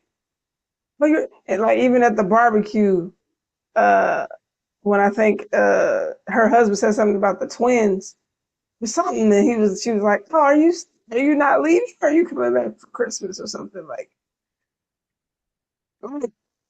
and that's why I loved it when Vanessa was like, "Would you just shut the fuck up?" Yeah. Like, yeah, just shut up. yeah, she was filthy with the mouth, boy. I think the sister low key. I think the sister low key was hating on Stella. Angela, Yeah. I don't know if I fit. I Wouldn't say that. Here's why. Here's why. Because I'll say this. Because I'm not gonna say all women. I'm not gonna say all women. Unstable creek. No, I'm just playing. Hey, go check out our big boy review. No, but some women. I think that some women can be so loving, so caring, they can't see another woman being jealous that's close to them because it doesn't resonate. Like, why would they be jealous? We cool, we close. What do I have that makes you feel jealous of me? But I think that is a real thing. And even in this movie, when you see an Angela's with Stella, we don't know really what Angela's career is, but she's a stay-at-home mom, right? And her husband is happened to be a white gentleman who obviously has privilege. He's obviously making some money. And it's like you look at Stella and Stella has she's a career driven woman. Her son is good. She's even cordial with her ex-husband. We see that at the barbecue. And Stella is now has a love interest of a gentleman that's handsome, fit, and 20 years younger. It's like and black. You know what I mean? So it's like I think I think the movie's not writing it that way, but I think there's some underlining jealousy in the sense that maybe Angela may have made some different decisions, like, and so now you're kind of vicariously living through your sister, and this happens all the time in families, not just black families, families in general. And so I think there's just a subtle jealousy there, which is why you're pushing her to be a certain way, take a certain approach, because that's what you would do if you were in her shoes. But remember, she tried to hook her up with the judge, though. You know what I mean? Mm-hmm. I think I could say she's hating on her, but it's definitely it is something there. But like, it's like she sees a certain life for Stella that she wants, like her to like. Oh, I want you to kind of have what I have. Like you said, her husband is. I don't know what he do for work, but obviously their money's good. Yeah. Then you try to hook her up with the judge. Wasn't that her? Didn't Angela try to connect? Yeah, yeah, for sure. Honestly. Also, maybe it's like a lawyer or something. So either way, you're trying to make me fit in this type of lifestyle that you have, and Stella just don't want to do that. I'm cool where I'm. And again, as far as Winston goes, that just kind of happened. You know what I mean? I was out here with my girl, Mm-hmm. and he just happened to be. I have a theory about Angela, and this is again why I think Stella's the oldest. Mm-hmm. And when she was talking to Winston about, her mother wanted her to get them out of the projects. She wanted to, or her mother wanted her to get out of the projects and make a lot of money, which she ended up doing. And again, oldest daughter Yeah, problem. okay. You might be right. You might be right. She was career driven, which gave her little sister the opportunity to be more, focused on meeting somebody perfect, and I get to be a stay-at-home wife, and she's looking at, and it gives her baby sister opportunity to be very irresponsible. So she took on that role as, being the one to step up and Kind of matriarch. take their career, and everybody else got to do kind of what they wanted to do. But now the little sister Angela, not knowing the sacrifices that Stella made and not following her actual dream, making furniture, she's looking at her, looking down on her like, you missed out on all of this. Your marriage didn't work, and you have this son, and you don't like, you're not worried about your personal life. But it's like, yeah, because I have Right. other priorities. Like, my priorities are not your priorities. And Mm-hmm. I don't think that her sister, she gives me the type who would want to actively sought to marry a white man. She looked like she want to be with a white man. I was Definitely. giving white husband, sure. Definitely. A goal. Definitely. Yeah. That is Yeah. your It's highest achievement. yeah, like definitely trophy husband out here. on some Eve vibes. Um, I don't. Yeah, I think that is a tricky thing. I don't know if either one, any of us, can find out who was older. But now it's like Petey from Remember the Titans. I gotta know. Like, Oh, y'all talked about that while I was gone. Who y'all thought was older? what? No, what me have been kind of alluding to, thinking we were trying to figure out, is Stella or Angela older? Well, I think Stella's older. Okay, and I think what Mia has said kind of lines up with, like, if the mom was putting that on her, it seems that would be something it would be worded differently if she was the middle child, right? So the oldest child's like, I want this for you as a parent. I want this. I want you to be able to do this for the family. If she was the middle child, it would be more worded like you are the one. You're the special one. I always knew it's you.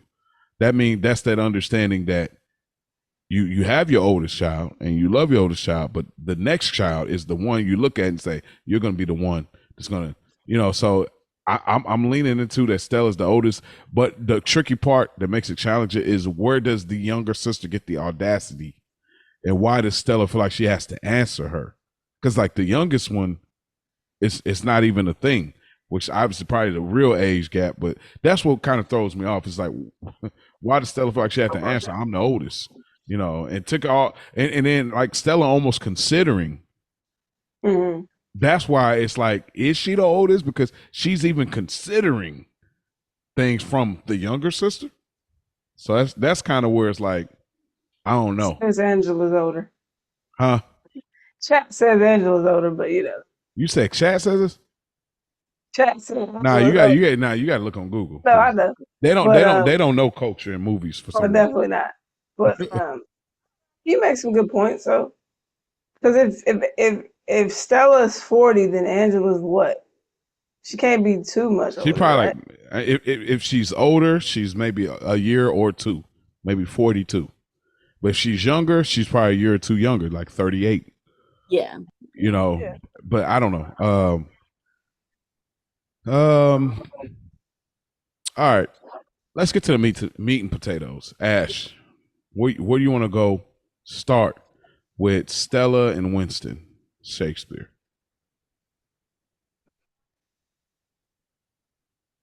So many options. I guess them meeting, because like the fact that she asked if he was a rapper was crazy. Why was that your first thought? Like, he was not giving rapper vibes at all. Are you a rapper? Like, that was just crazy to me. But shout out to Winston though, him being 20 and seeing a lady that looks good to him and willing to talk to her, knowing she's older. I mean, he didn't know how much older. He's willing to shoot. The shooters shoot. So it's just like, I like that. I'm like, and then Stella kind of, I mean, she, obviously you kind of entertained the conversation, right? He came over, you dining alone, like, and then you come over to the table and they politicking, and she's like having these inner thoughts, and this is coming out, like she's looking at the arms, and I think she said he smelled good, like, and she was talking about the food. Definitely talking about that was cute, these little moments, because again, we don't know how long it's been since she's had seduction, right? Mm-hmm. So clearly it's been a while. She ain't been with old boys in a long time, and she's been working, buried in work. So I don't think she's been dating. So like, and then this young boy pull up on you, chocolate skin, beautiful smile, new, fresh. You know what I mean? You ain't even in your hometown. She definitely got equipment in the closet. Mo. I said equipment. I didn't. I could have said a different term that would put it right there. I said equipment. Oh my gosh! Listen. Okay. If I'm lying, I'm flying economy. Listen. I mean, that she probably may be, or she just. I'm not because she, and it's not because she can't. I'm not saying it because of that. I'm saying that she's her lifestyle. She's so in it. She like, boy, please. She got that boy, please type mentality. That's the only reason I'm saying. I'm not saying it for any other reason. So I know what you mean, but it's like some people are not even in that mindset. Like I feel like she wasn't even thinking about even like handling it herself. Like I feel like sex was just not even Yeah. on her mind. You know Yeah. what I mean?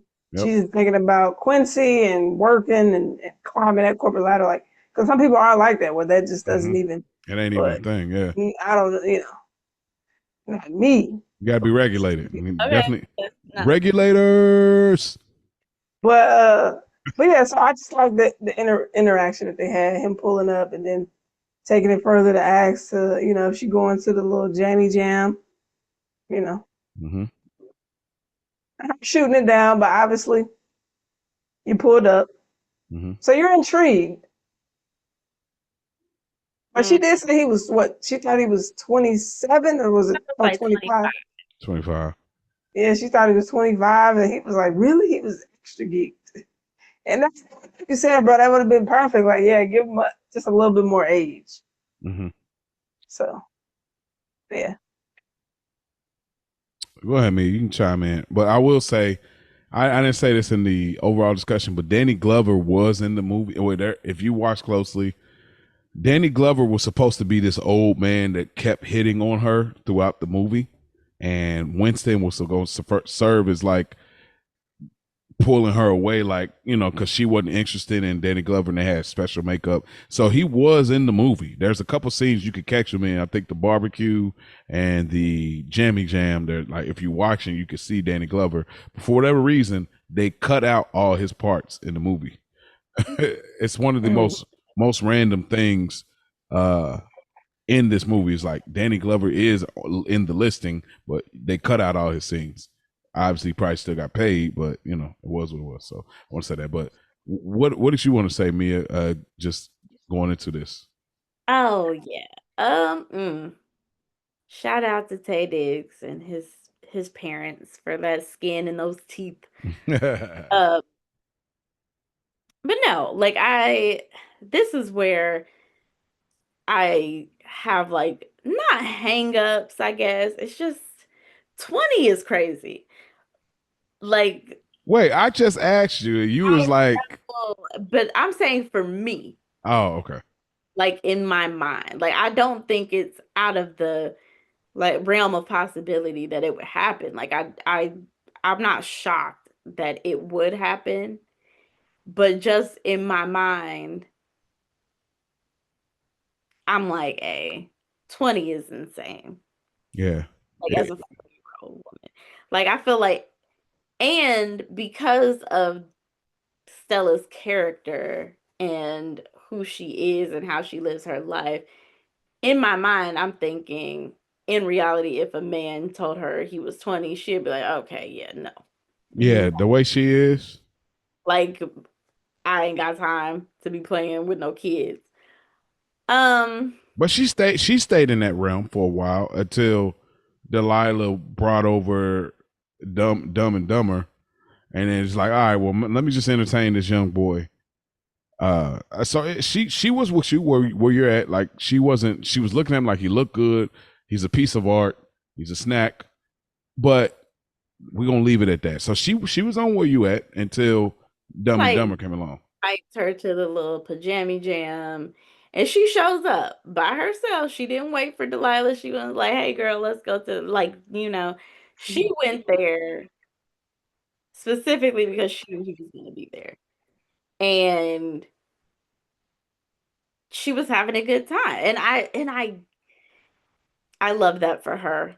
They Mm-hmm. had beautiful chemistry, like Mm-hmm. the way that he was looking at her, the way they were looking at each other, the little slow dancey part, which is one of my favorite parts when they, slowly dancing closer to each other. Grab the hands. I feel like that was like where you see the chemistry because at the breakfast table, it's kind of like, oh, he's fine, but nah. But when you see them like in this more party setting. It's late at night. It's not, the broad daylight anymore.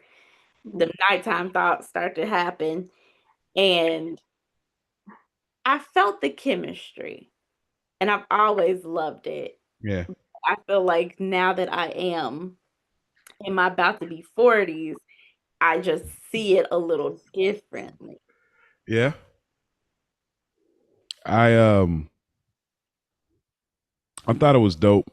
I will say him saying to her like I didn't think you were 40. Like, give me your real age. I'm gonna keep it a bean. Like, she looks 40, but she's very beautiful, and she is at the top of her class on at 40. So, but because Angela Bassett always just had a mature look. That's just her Right. genetics. So it ain't even saying she looks old. That ain't what I'm saying at all. Because black don't crack. I'm saying she just always had a mature look. So that's kind of a little bit of tricky thing, but I could suspend it because of this movie. Because I think they do a lot of great labor in making us believe this world and this relationship could work. But for me, it's just that's one of the things. It's like she looks mature, bro. Like, if you thought she was 31, come on. Like, Can I ask you a question? uh-huh. Could that be because, and I find that this happens with me a lot. Okay. Could it be because when we first saw this movie, we were children. So to us, yeah, she looked 40. But as an adult, if we were adults at the same time that Angela, because right now she's in her 60s and she still looks 40. Oh, absolutely. Now, see, now it's different.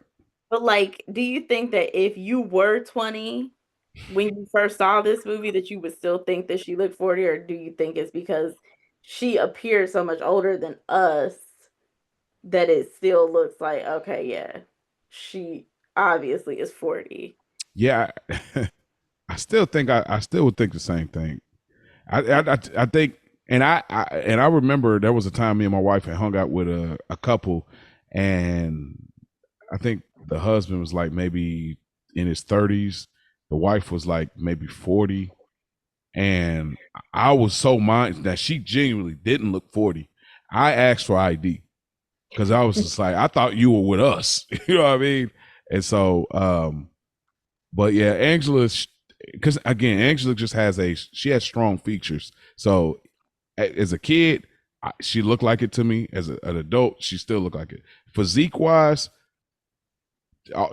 plickety plow, you know what I mean? But still, I'm looking at you like, and again, I never seen Angela be childish or like childlike. Even when they do the humorous things in the movie, it still is not childlike. I don't know if they're trying to come off like that, but it ain't there. So she always comes off as very put together, mature. So I look at her and I see her physically and spiritually, like you're there at 40. So Okay. yeah. So yeah. Fair. That's fair. Yeah, she looks 40 to me as well. But she looks great, and For sure. and I'm Winston. You don't understand? Okay. All right. Going there, huh? I'm just saying, don't get it twisted. You know what I mean? Oh, okay, Bo. Okay. Hey, listen, y'all been getting y'all's off. I can't get mine off, huh? We get it off. Y'all are Big. Gotta let definitely him getting get it it off. It's nice muscles and chocolate, his teeth, and I can't get mine off, huh? Like, what's going on? Nah, and I'll say this too, as we keep talking about their relationship, we keep progressing through the movie. It was good to see Angela as this love interest in this way. And to see her try, in a role where there was humorous beats in the script. I was glad to see her because I always just felt like as a kid watching Angela, she always felt so womanly, so serious, so you know what I mean. And this movie, especially now at this age, I was like, wow, it's good to see her like this. Seeing her look at the commercial and see herself and just being funny, having the football jersey on, her with her son, just it felt good. Even her comic relief with Winston, like I really enjoyed seeing Angela in this way. I really hope they had a wonderful time shooting this because it felt like it watching it. All right. I have to, we got to talk about one thing. So we love Angela. I mean, we love not Angela. Stella. We love Stella and Winston. Love it, love it, love it. However, can we talk about how immature he was. And this is where I think looking at it from my grown-up lens, I'm like, okay, I don't know that I believe that this relationship would work because I'm not even as grown. Like Stella is grown. She's like Yeah. grown pro max. I'm like grown, but I'm not that grown. Like I'm still very much childish, hence why I'm here.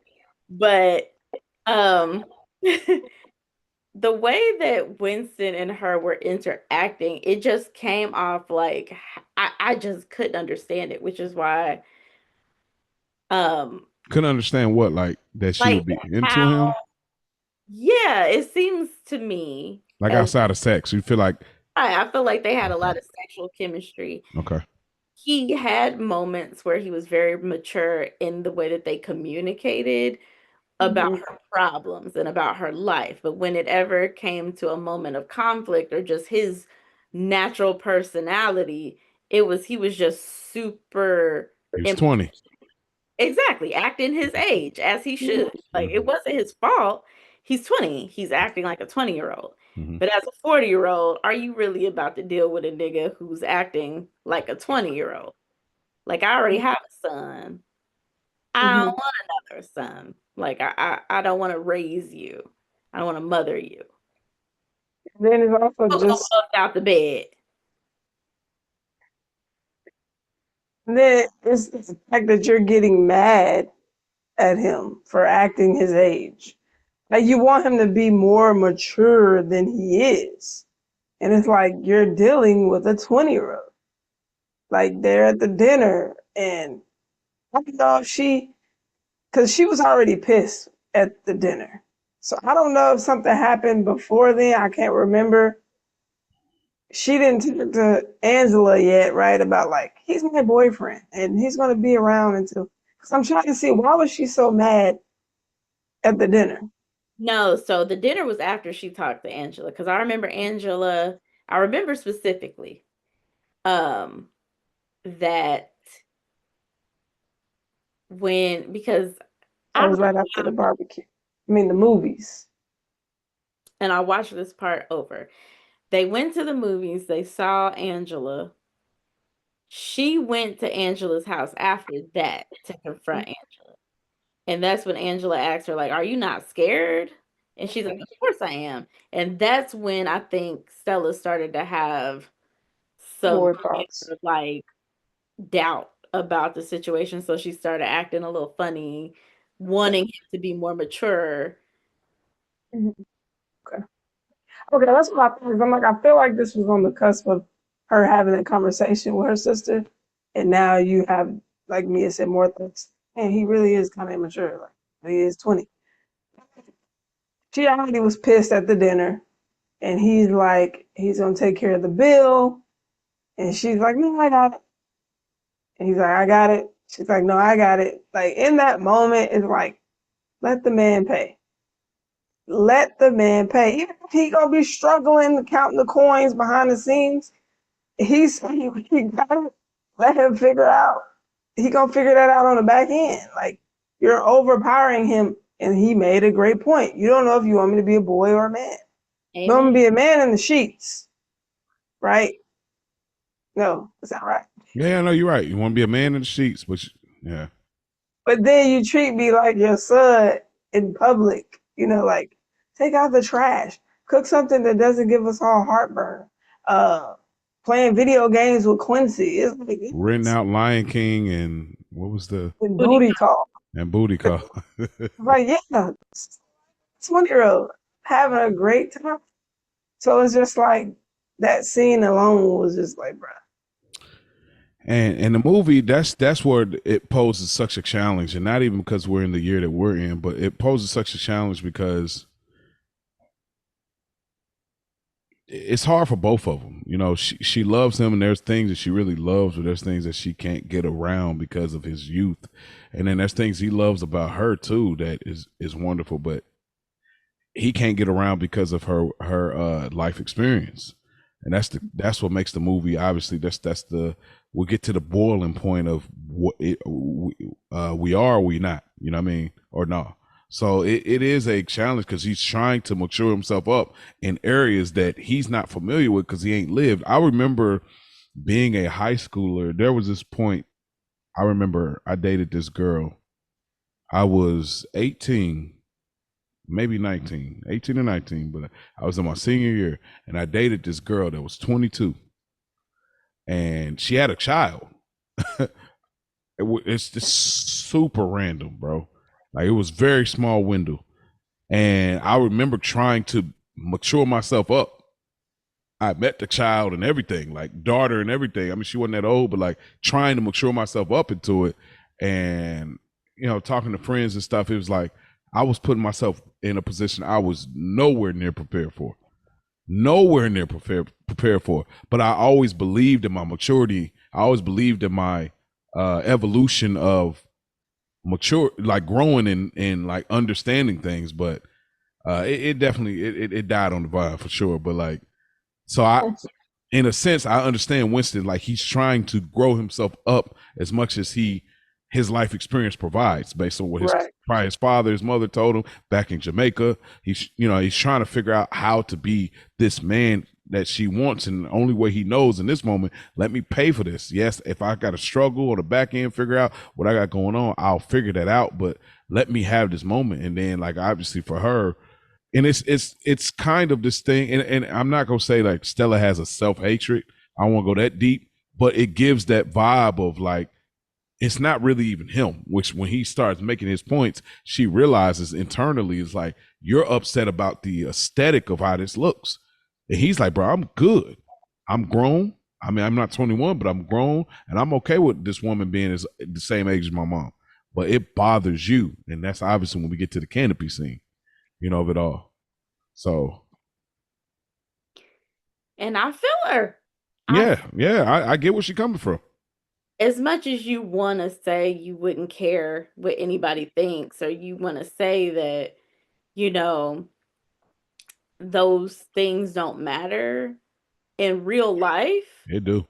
You run into your sister and her grown-up friends who are very much your same age coming out of a movie, and then you're coming out of a movie with your 20-year-old boyfriend, and you went to see,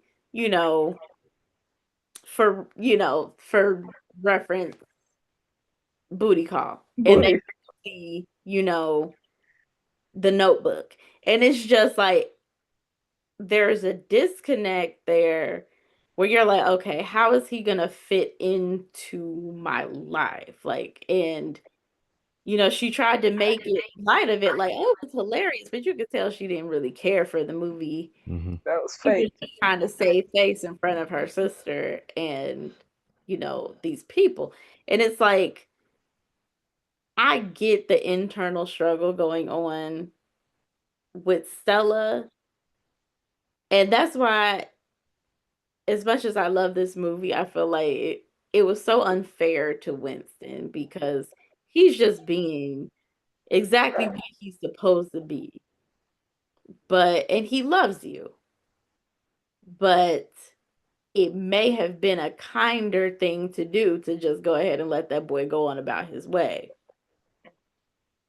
But, it's the movies, Mm-hmm. But I'm going to tell you right now, if I meet a man's mom and we the same age, and she look me in my face and say, you ought to be ashamed of yourself, I'm probably going to just go ahead and gracefully bow out of it. Because if I got to deal with this every time we link up, nah. And I feel Mom, I feel like I want some grandkids. What you doing? That's a good point. This is my only child. And go ahead, Ash. He would foul for bringing her, not even telling her too. I didn't even like that. I'm like, being 20. The restaurant, yeah. Don't bring me over here meeting your parents. Not barely know you. I just know what we like to do together, but I don't really know too much. You try to be a chef, you going back to medical. You're trying to figure out what life looks like for you, right? So it's just like, equal style, bring me over here. He's my baby. And then too, I'll speak to the double standard because I have to. You know, people look at Stella crazy because she's 40 and he's 20. But if this is the other way around, and this is a man that was 40 and he had a 20-year-old, yeah, there'll be some people looking like, bruh, what's going on? But for the most part, people are gonna look at it like, yo, that's fly. Like if you're 40, you can get that off. Like they want you. That's hot. Like you got it, bro. And I was, you know, because Stella's like, Stella's still doing her thizzle. You know what I'm saying? Like she's taking care of business all the way through, from career all the way down to personnel. So, but it gets regarded differently. And I think the movie handles it well. And I think Terry McMillan probably gave a lot of those things that are definitely tied into, you know, what she was feeling.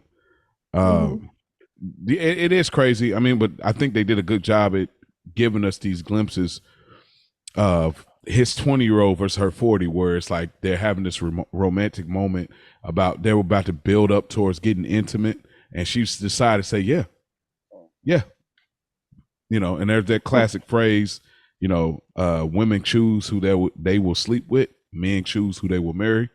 And I felt like this was like that moment, you know, where she chose, like, okay, you all right, yeah, I'm going to give you access. You know, when they were in the pool and stuff, he's like, really? It's like, yeah, you know. And then of course they had that moment that he, which is crazy, but I know why they did it. Like him putting the cold water on her back and everything, and she was like getting upset. Was like, bro, what are we doing? And then he goes to the bathroom, realizes like, oh yeah, she's a mature woman. Like I'm bugging. That was not the move. But then coming back, and then she ends up faking him out. I was like, oh, that moved me. That moved me in the movie, where she got with that's where the worlds are made perfect in that age gap. Keep pouring no water on me. Right. When I'm trying to get sexy, I'm throwing the hair up, like, you know, I'm in a whole situation. That's crazy. Try to splash me, like, yo, I'm already like that damn near would have had me like, it's a wrap, bro. Exactly. That might have been like, you know what am I actually doing? Right. Delilah, I heard what you said, but yeah, that was wild. I get why the movie did it, but because it's a 20-year-old, it's like, oh, he's not thinking that, oh, this is going to stop me from you know, completing the mission. What is it? GTD, as Tommy Strong said, right? It's not stopping from GTD, but it definitely would have in reality, like, you know. But she's rolling the wave, and Stella's in a season where she's trying to be open. You know what I mean? She's definitely in a season where it's like everything in her life is structured and planned. This was spontaneous. Come on, Delilah, let's go fly to Jamaica. You know, everything. So she's in a spontaneous space in her life. And so that, like, there, she was, you can shout out to Angela, because you can see her face saying, I can't believe this dude I can't believe bro just did that. But then in that same thought, while he went to the bathroom, she found laughter. It's like, you know what? It's really not the end of the world. It's kind of silly. You know what? It's kind of funny. Let me do something back. And I that is like the heart of the movie to me. That scene. But eventually, you know, things progress, and, you know, he's trying to move forward in his career. And I mean, she gets real, she feels a way about it, like really strongly. And, you know, she gets into her defensive mechanism bag of, you know, it's cool, it's just a fling anyway type thing. And of course, Delilah, like, bro, go get that man. Like, why are you tripping? You know, he's trying to find his way. And again, just being 20, trying to step up to the plate as this man, trying to close the gap. Because that's what a man's going to do. That's what made it, as far as me being a man, speaking of men, like, that's what made it realistic. Because when it comes to a woman that you're really into, you're going to try to make sure you please them. You're going to try to make sure that whatever the need is, you're trying to serve it. You know what I mean? So it felt realistic in him doing it, but he just didn't have the attributes yet. Like you He didn't can't have make that those. up. He didn't have those unlockables. You know what I mean? Like He had a what? unlockables. Yeah. Nah, the unlockables. Yeah, you gotta get your VP up. You know what I'm saying? Yeah. Like, and so Was trying. He was trying. he was definitely trying, but he pulled up. He showed up. You know, well before that they finally get a phone call because he didn't catch her before she flew out, and you know eventually he does get her phone number from Delilah, and you know that was an interesting transaction. And they talk on the phone with each other, and they're both very excited about talking on the phone. And you know, eventually we do.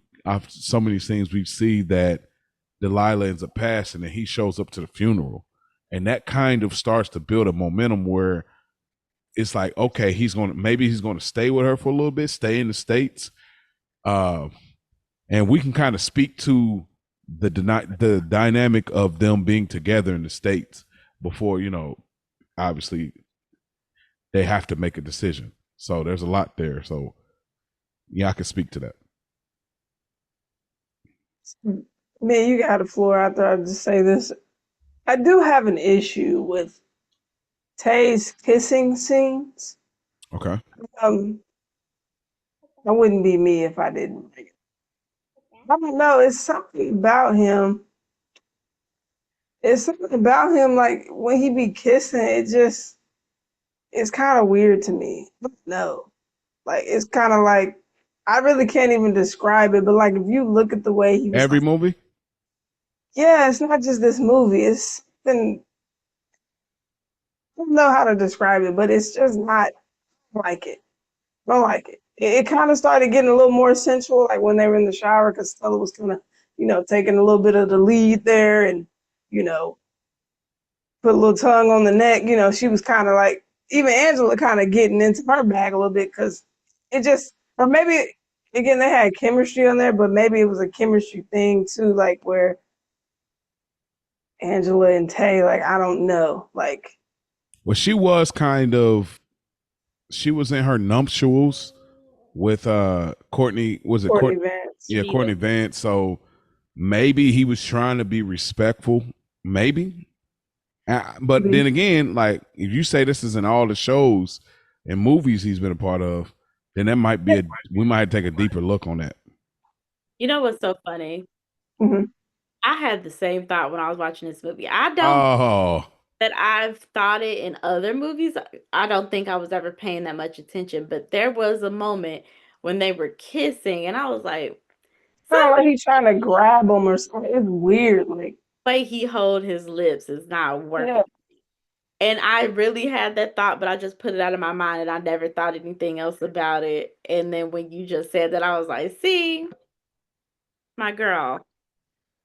I'm a break. It's like I'm supposed to believe that this chemistry is so strong, which I mean I do believe it. It's not in the later section, but and this could just be a Tay thing for me because again, I'm seeing it in a couple other films. It's like you ain't really taking it there, and like for me, being the level girl that I am, I want you to take it there. Like with respect, and whatever the actors and actresses are okay with, but like. I need to believe that y'all really getting to it. You know what I mean? I don't even say you got to be tonguing each other down, but like it's almost like their lips was barely kind of like connected. You know what I mean? It's like a pull away type of peck. It was just weird. He does this weird thing, and it could and maybe Tay in real life is maybe sexually awkward. Maybe, you know what I mean? I don't know because with Angela being an actor and her husband being an actor, he know how it goes.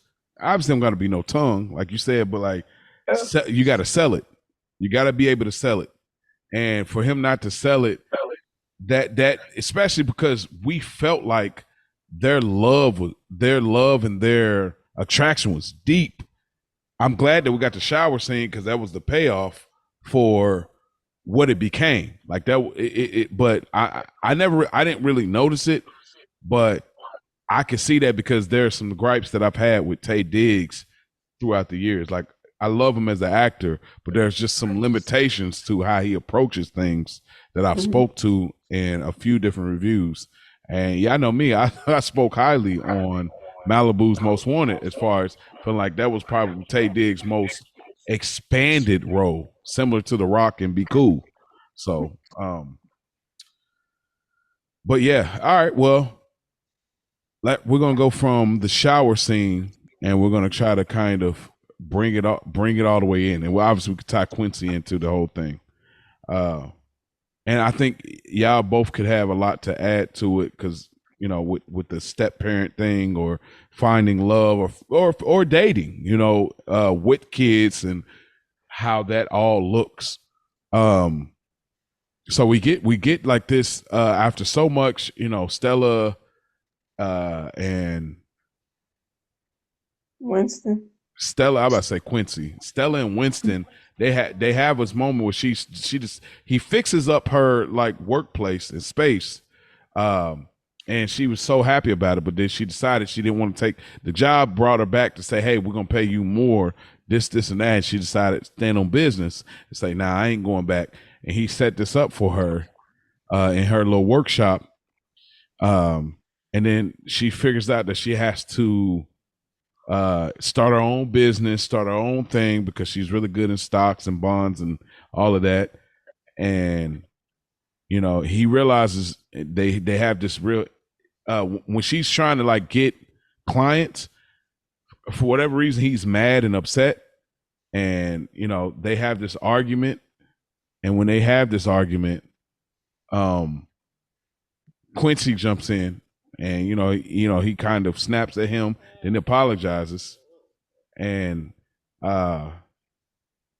they end up moving on. Then they have this real sensual shower scene, and that shower scene moves into a conclusion of their relationship. And Winston decides that he's going back to Jamaica.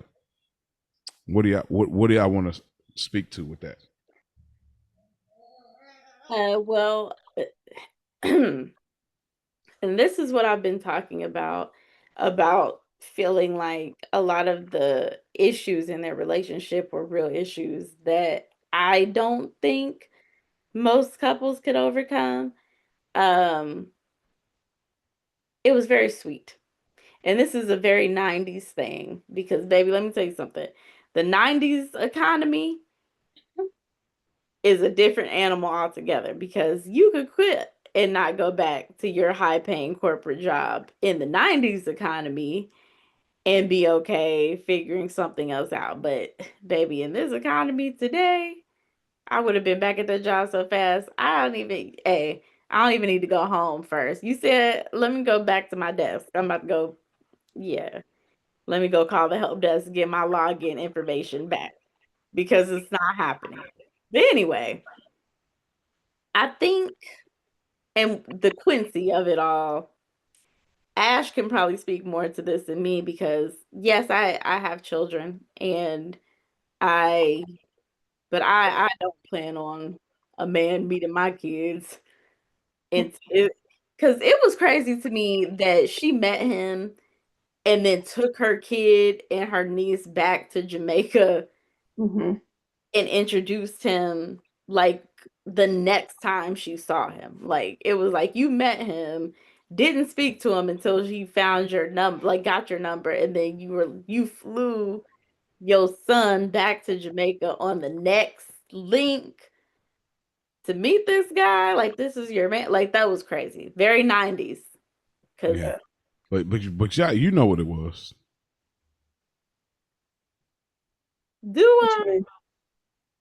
Yeah, I know what it was, man. hey, I've had a lot of that. But Ain't no I'm saying, but like, yeah, but Stella, like ready to meet the children. No. well, casualty of war. Like, The kids can't be collateral damage. I got needs, and my kid is old enough. Like, it's like that's how I'm looking at it. Like, and I could be wrong, and I'm sure somebody go right in and be like, "Here go Mo," but yeah, Nah, that's insane. But it is a sign of the times. The 90s were a different time. But that was crazy to me. But all in all, like getting to like the shower scene and all of that, which I have to say, I know that it works really well for a lot of people. It was a little melodramatic for me, like the sex scene with the teardrop and all. Like it was, I don't know, Mm. Bit it much. it was a little bit soap opera-esque to me, but um, I feel like this is where we get the reality versus the movie magic. Even though I know that this did happen in Terry McMillan's life, the airport scene where she's like, "Have you considered Stanford?" Like, nah, let that boy go back to Jamaica and figure his life out. And you take your ass back home and get your shit together because you just turned down a job. Like, I don't know. I'm So, happy that for the purposes of the film, it worked out the way it did. However, um, I guess this is one of those things where I really love the movie and I love how it turned out, but there are just things in my head that I can't necessarily come to grips with in reality.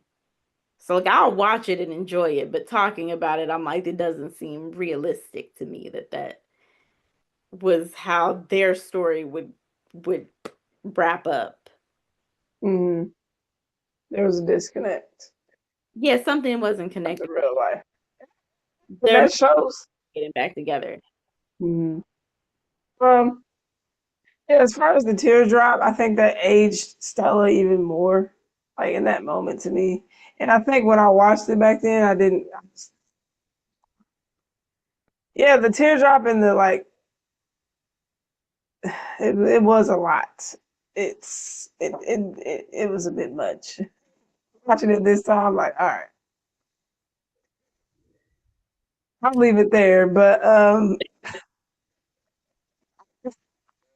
What do you want? Since Mia put that there, anything you want to say about that kind of last scene of Winston getting ready to go to Jamaica and last moment with Quincy, and then the last yeah, moment with Stella before Stella ends up pulling up at the airport.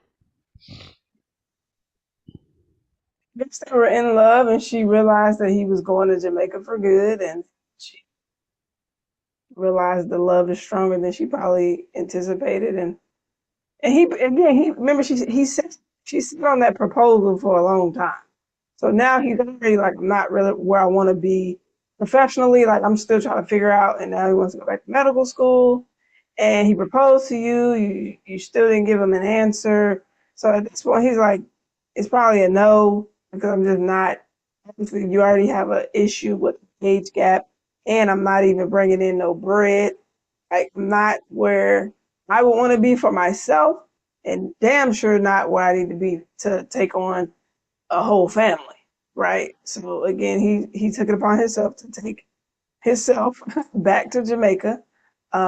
And Quincy, they built a strong connection. Again, I talked about it a little bit in our stepmom review with me and my dynamic.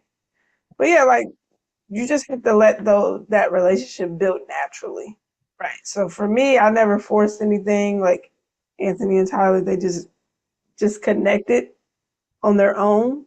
And then, so it was you next thing you know, it's me, Tyler, Anthony, we're hanging out, and Anthony's going to see what Tyler's doing on his own.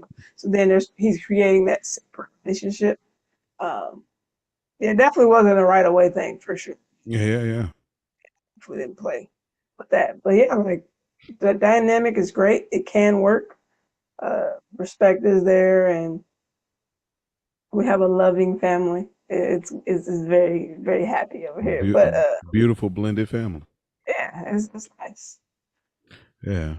Um, for me, as far as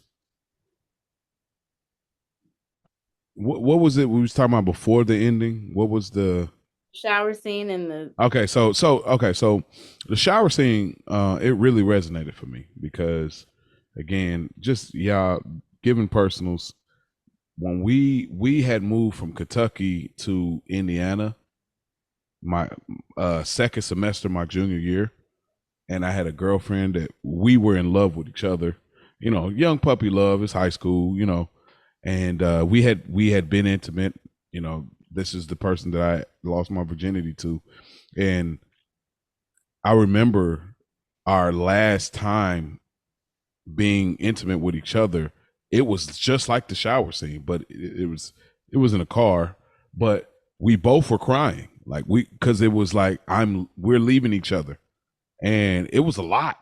It was deep for a 17-year-old, 17-year-old and 18-year-old. She was 18, I was 17. It was a lot because we were so, when you're in high school, it's everything to you. You think you're going to get married one day. You think you're going to build a life together.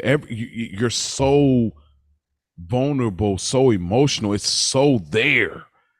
Because you don't have no maturity. You don't have life experience. You just believe we've talked and this is what it's going to be. And we were so immersed in, flooded in those feelings with each other that last moment of us being together, and that moment, you know, it started with her first and then it became me. So when I seen this movie, it took me all the way back to being a 17-year-old, or actually I think I was 18 and she was 19. I think being an 18-year-old, it took me back to the realism of, in that moment, how it can all hit. And I don't know why it hits in that moment, but it does. And so I thought it was excellent in the execution. I do have an issue with the scene, but that's in something later in the category that I have. But when they get to that moment, and like the cinematography of seeing Angela's face, Tay Diggs' face, I say, oh, chef kiss. They nailed that. And I'll speak to a little later about the kind of conclusion of the film when the airport and everything like that. But they did a great job as far as seeing Winston with Quincy and kind of playing it off, and then her trying to like just get it over with quick. Like I said, oh, that's very accurate. That's on the money. Like it felt real, felt organic. So anything else y'all want to add to the film before we get into our later section? I don't have anything else. Mm-mm. All right. With that being said, character you relate to or identify with the most, Ash. With Quincy on this one. Just, wanting to see your mom happy and having fun, and I mean, obviously he seen her through different stages of her life, and it's just, just wanting her to let her hair down and know that she still has an abundance of life to live. So, yeah. Mia. I said Stella. Well, for obvious reasons. The young boys love Big Mama. But also, It's crazy. sometimes Who can relate? You know what I mean? A I can't help it, Let me find out. You A talk about me, uh-huh. Yeah, exactly. You think you ain't, yeah, nigga, you ain't slick. Uh-huh. Anyway, yeah, because sometimes you don't find time for yourself. Like you get wrapped up in work and your motherhood, and it's all work and no play, and you're very busy. So, sometimes when you do take that moment to find a little piece of happiness for yourself, you want to hold on to that. So I can relate to that in Stella, you know. She gives very Virgo energy. Mm. Virgo, maybe Capricorn. I can sense it on her. Mm. Um, mhm. Okay. I'm gonna go Delilah. For me, as far as character I relate to, because it's things are, the tide is turning for me in my life right now, where I am getting in a place where I can be the main character in my story, but for the most part of my life, I've always being second fiddle to somebody, and this has been a reoccurring thing.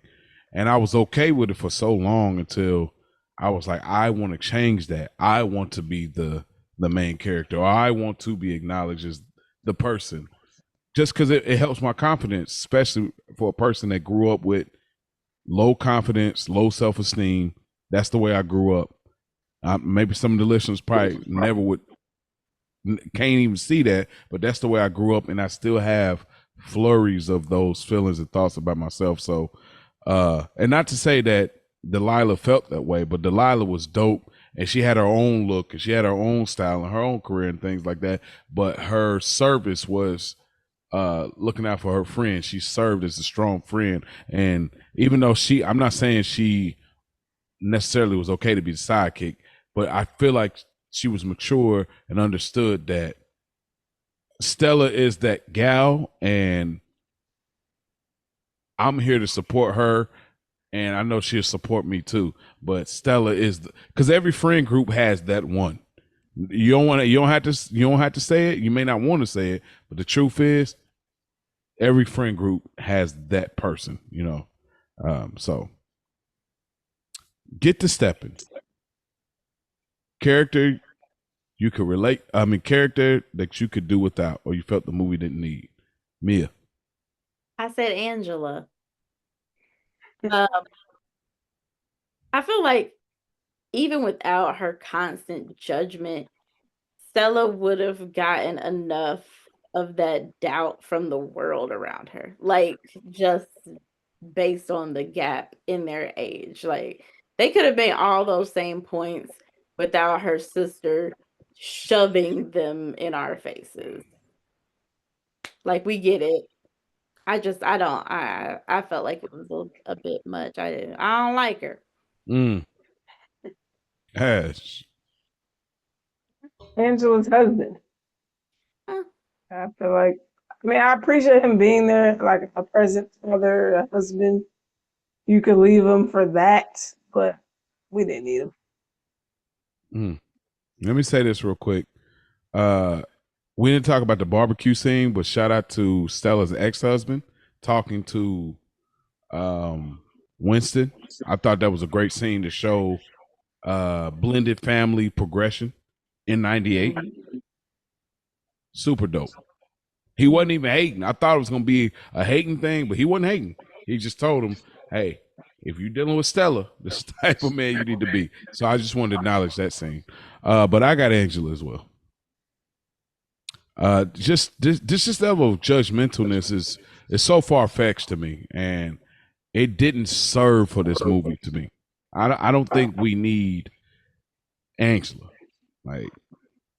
like everything for all the reasons Mia said already. So lines that deserve to be slimed. Ash.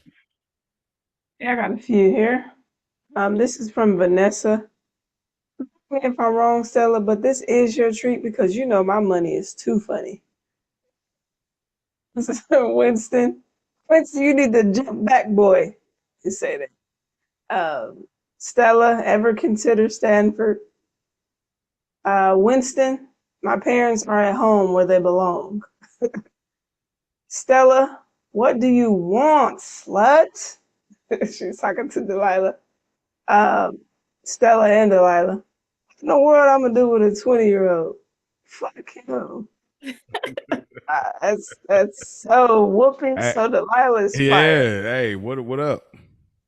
And this is from Delilah, Cassandra the hoe. And that's it. All right, I ain't mad at it. Mia. Oh my God. You had some great ones, some really good ones. I only have two. And the first one is from Stella to Angela. You need to hurry up and have those babies so you can have somebody to tell what to do. And then the next is from Stella, or no, Angela and Vanessa is, how could you stoop so low? And I want to know, how low did you go? She was perfect for this role. She was. She really was. Um, I got there ought to be a law for being young and sexy. Next one, you didn't know Shakespeare was really black. Socrates is too. You can't always plan everything. I think Ash might have said this first off, welcome back, slut. I will do the worrying for you tonight. So shush. That's a Winston line. I like that. That resonated. And last, Worry for me. yeah, you know what I mean? Like I'm gonna do that for you tonight. You ain't got to do that today. And lastly, and I don't care how old he is. If he got you glowing like nightlight, and man, I don't know how I wrote this. If he got you glowing like a nightlight and shit, I say keep his ass. I'm assuming this is the Delilah line. I didn't write Vanessa. Oh, Vanessa. Okay. Mm-hmm. So, and yeah, those are my lines. Things you would change about the movie, what you felt they didn't get right, Ash. Then on the floor, I talked about taste, kissing thing, but nah, I don't have anything in the section. Just take it for what it is. Okay. Mia. I didn't have anything. All right, I do. Winston's career. He has a degree in biology, and he's supposed to go to school. He's supposed to go to medical school, and then he's hired as a chef. What is he supposed to be doing, bro? Like they jumped around so much with Winston's career, it's ridiculous. So that's that. The shower scene, her walking in with a shirt on. I believe that this is probably like an actor choice as far as comfortability. I didn't look this up, but this is my assumption.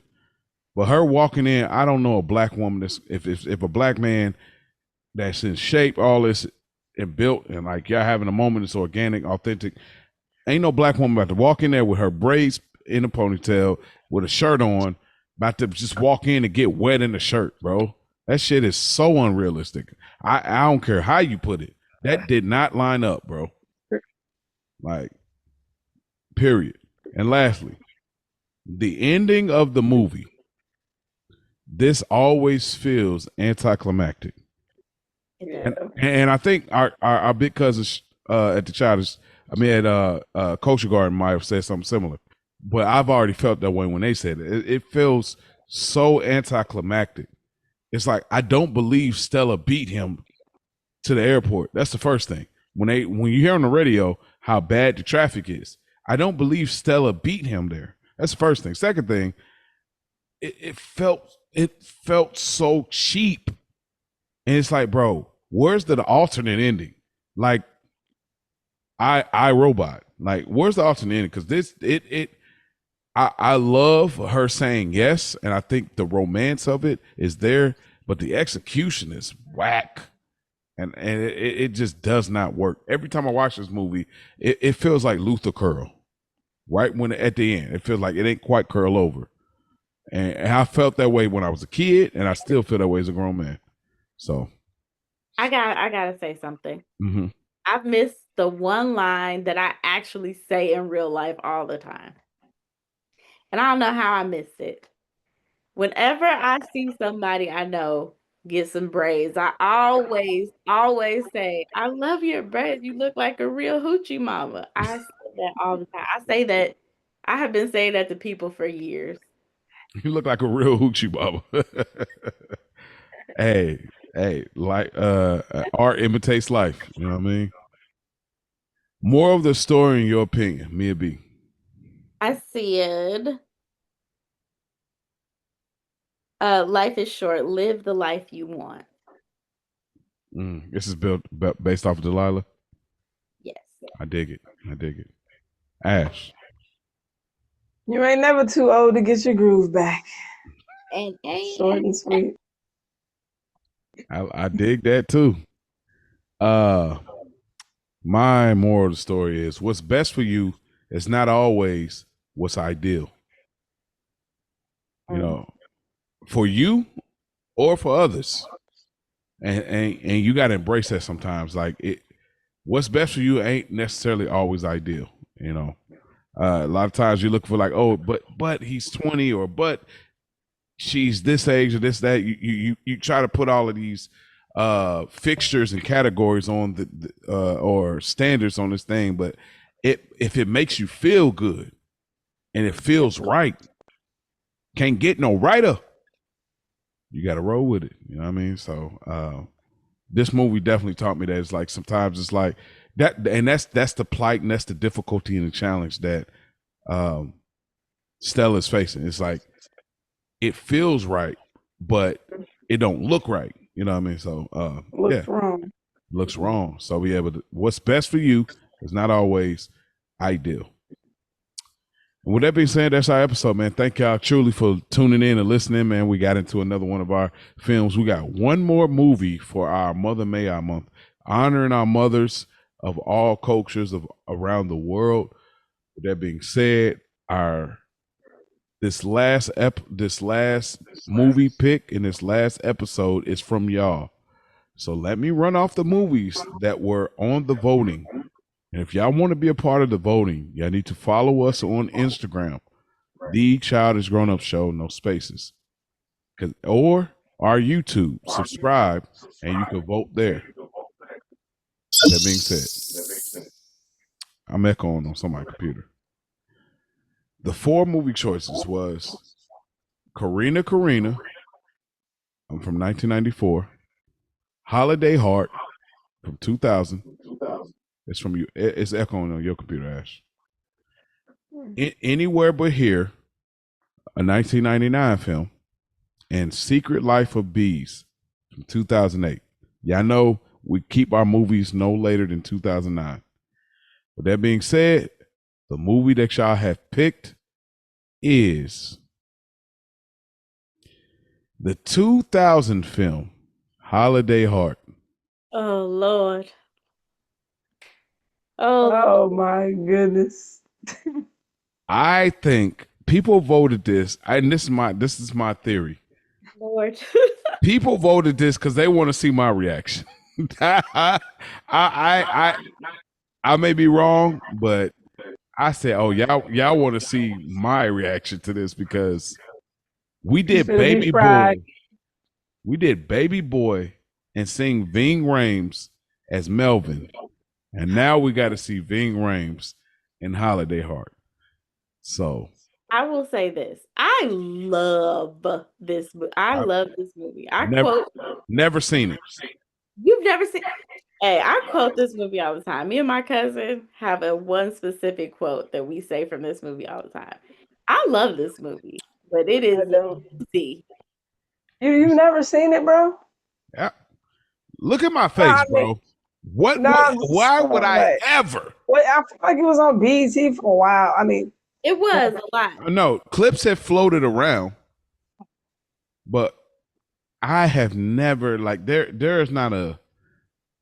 there's not a world where I would say, "Oh, let me check this out." I mean, it's kind of a classic black film. Like I feel like it could be. It comes up a lot of. It's a pretty decent movie. It's just Black Gen X get past. There's a pretty obvious part. If you can get past that, the movie's actually pretty good. Yeah. And then again, like I'm sure enough. Like I'm not tripping about it. Like I'm definitely we're obviously going to review and check it out. So, but like seeing my man's go from Melvin. Yeah. Or I guess this was before that. Like he did this and then he became Melvin. Maybe he became Melvin because of this. Oh Lord. He's like, I gotta double down. I gotta show them what time it is out here on Baby Boy because I just did a movie a year ago. Yeah, I'm still nah. So y'all, hey, listen. Y'all decided this. This the pick y'all pick. So we will be doing Holiday Heart, the Ving Rhames led film, 2000, and this is our last Mother May I film. Next month is it Father's Day? Next month. Mm-hmm. All right. So then after this movie, we will be getting. Am I next in the? Am I first in the next month? I don't remember. I don't remember either. Hold on, real quick. I feel like I went first. Or did I go second? Hold on, I'm gonna check real quick while we on. I'm gonna check real quick because I know our rotation is crazy. So we did Stepmom, Where the Heart Is, and then Baby Boy was their pick. Ash was last month, which Why Do Fools Fall in Love? And Mia went the Fifth Element, and then I had Talking Dirty After Dark. So I think Mia is first. I picked Where the Heart Is. Right. So I was first this time. I'm first. Hold on, wait. So Where the Heart Is, and then before that was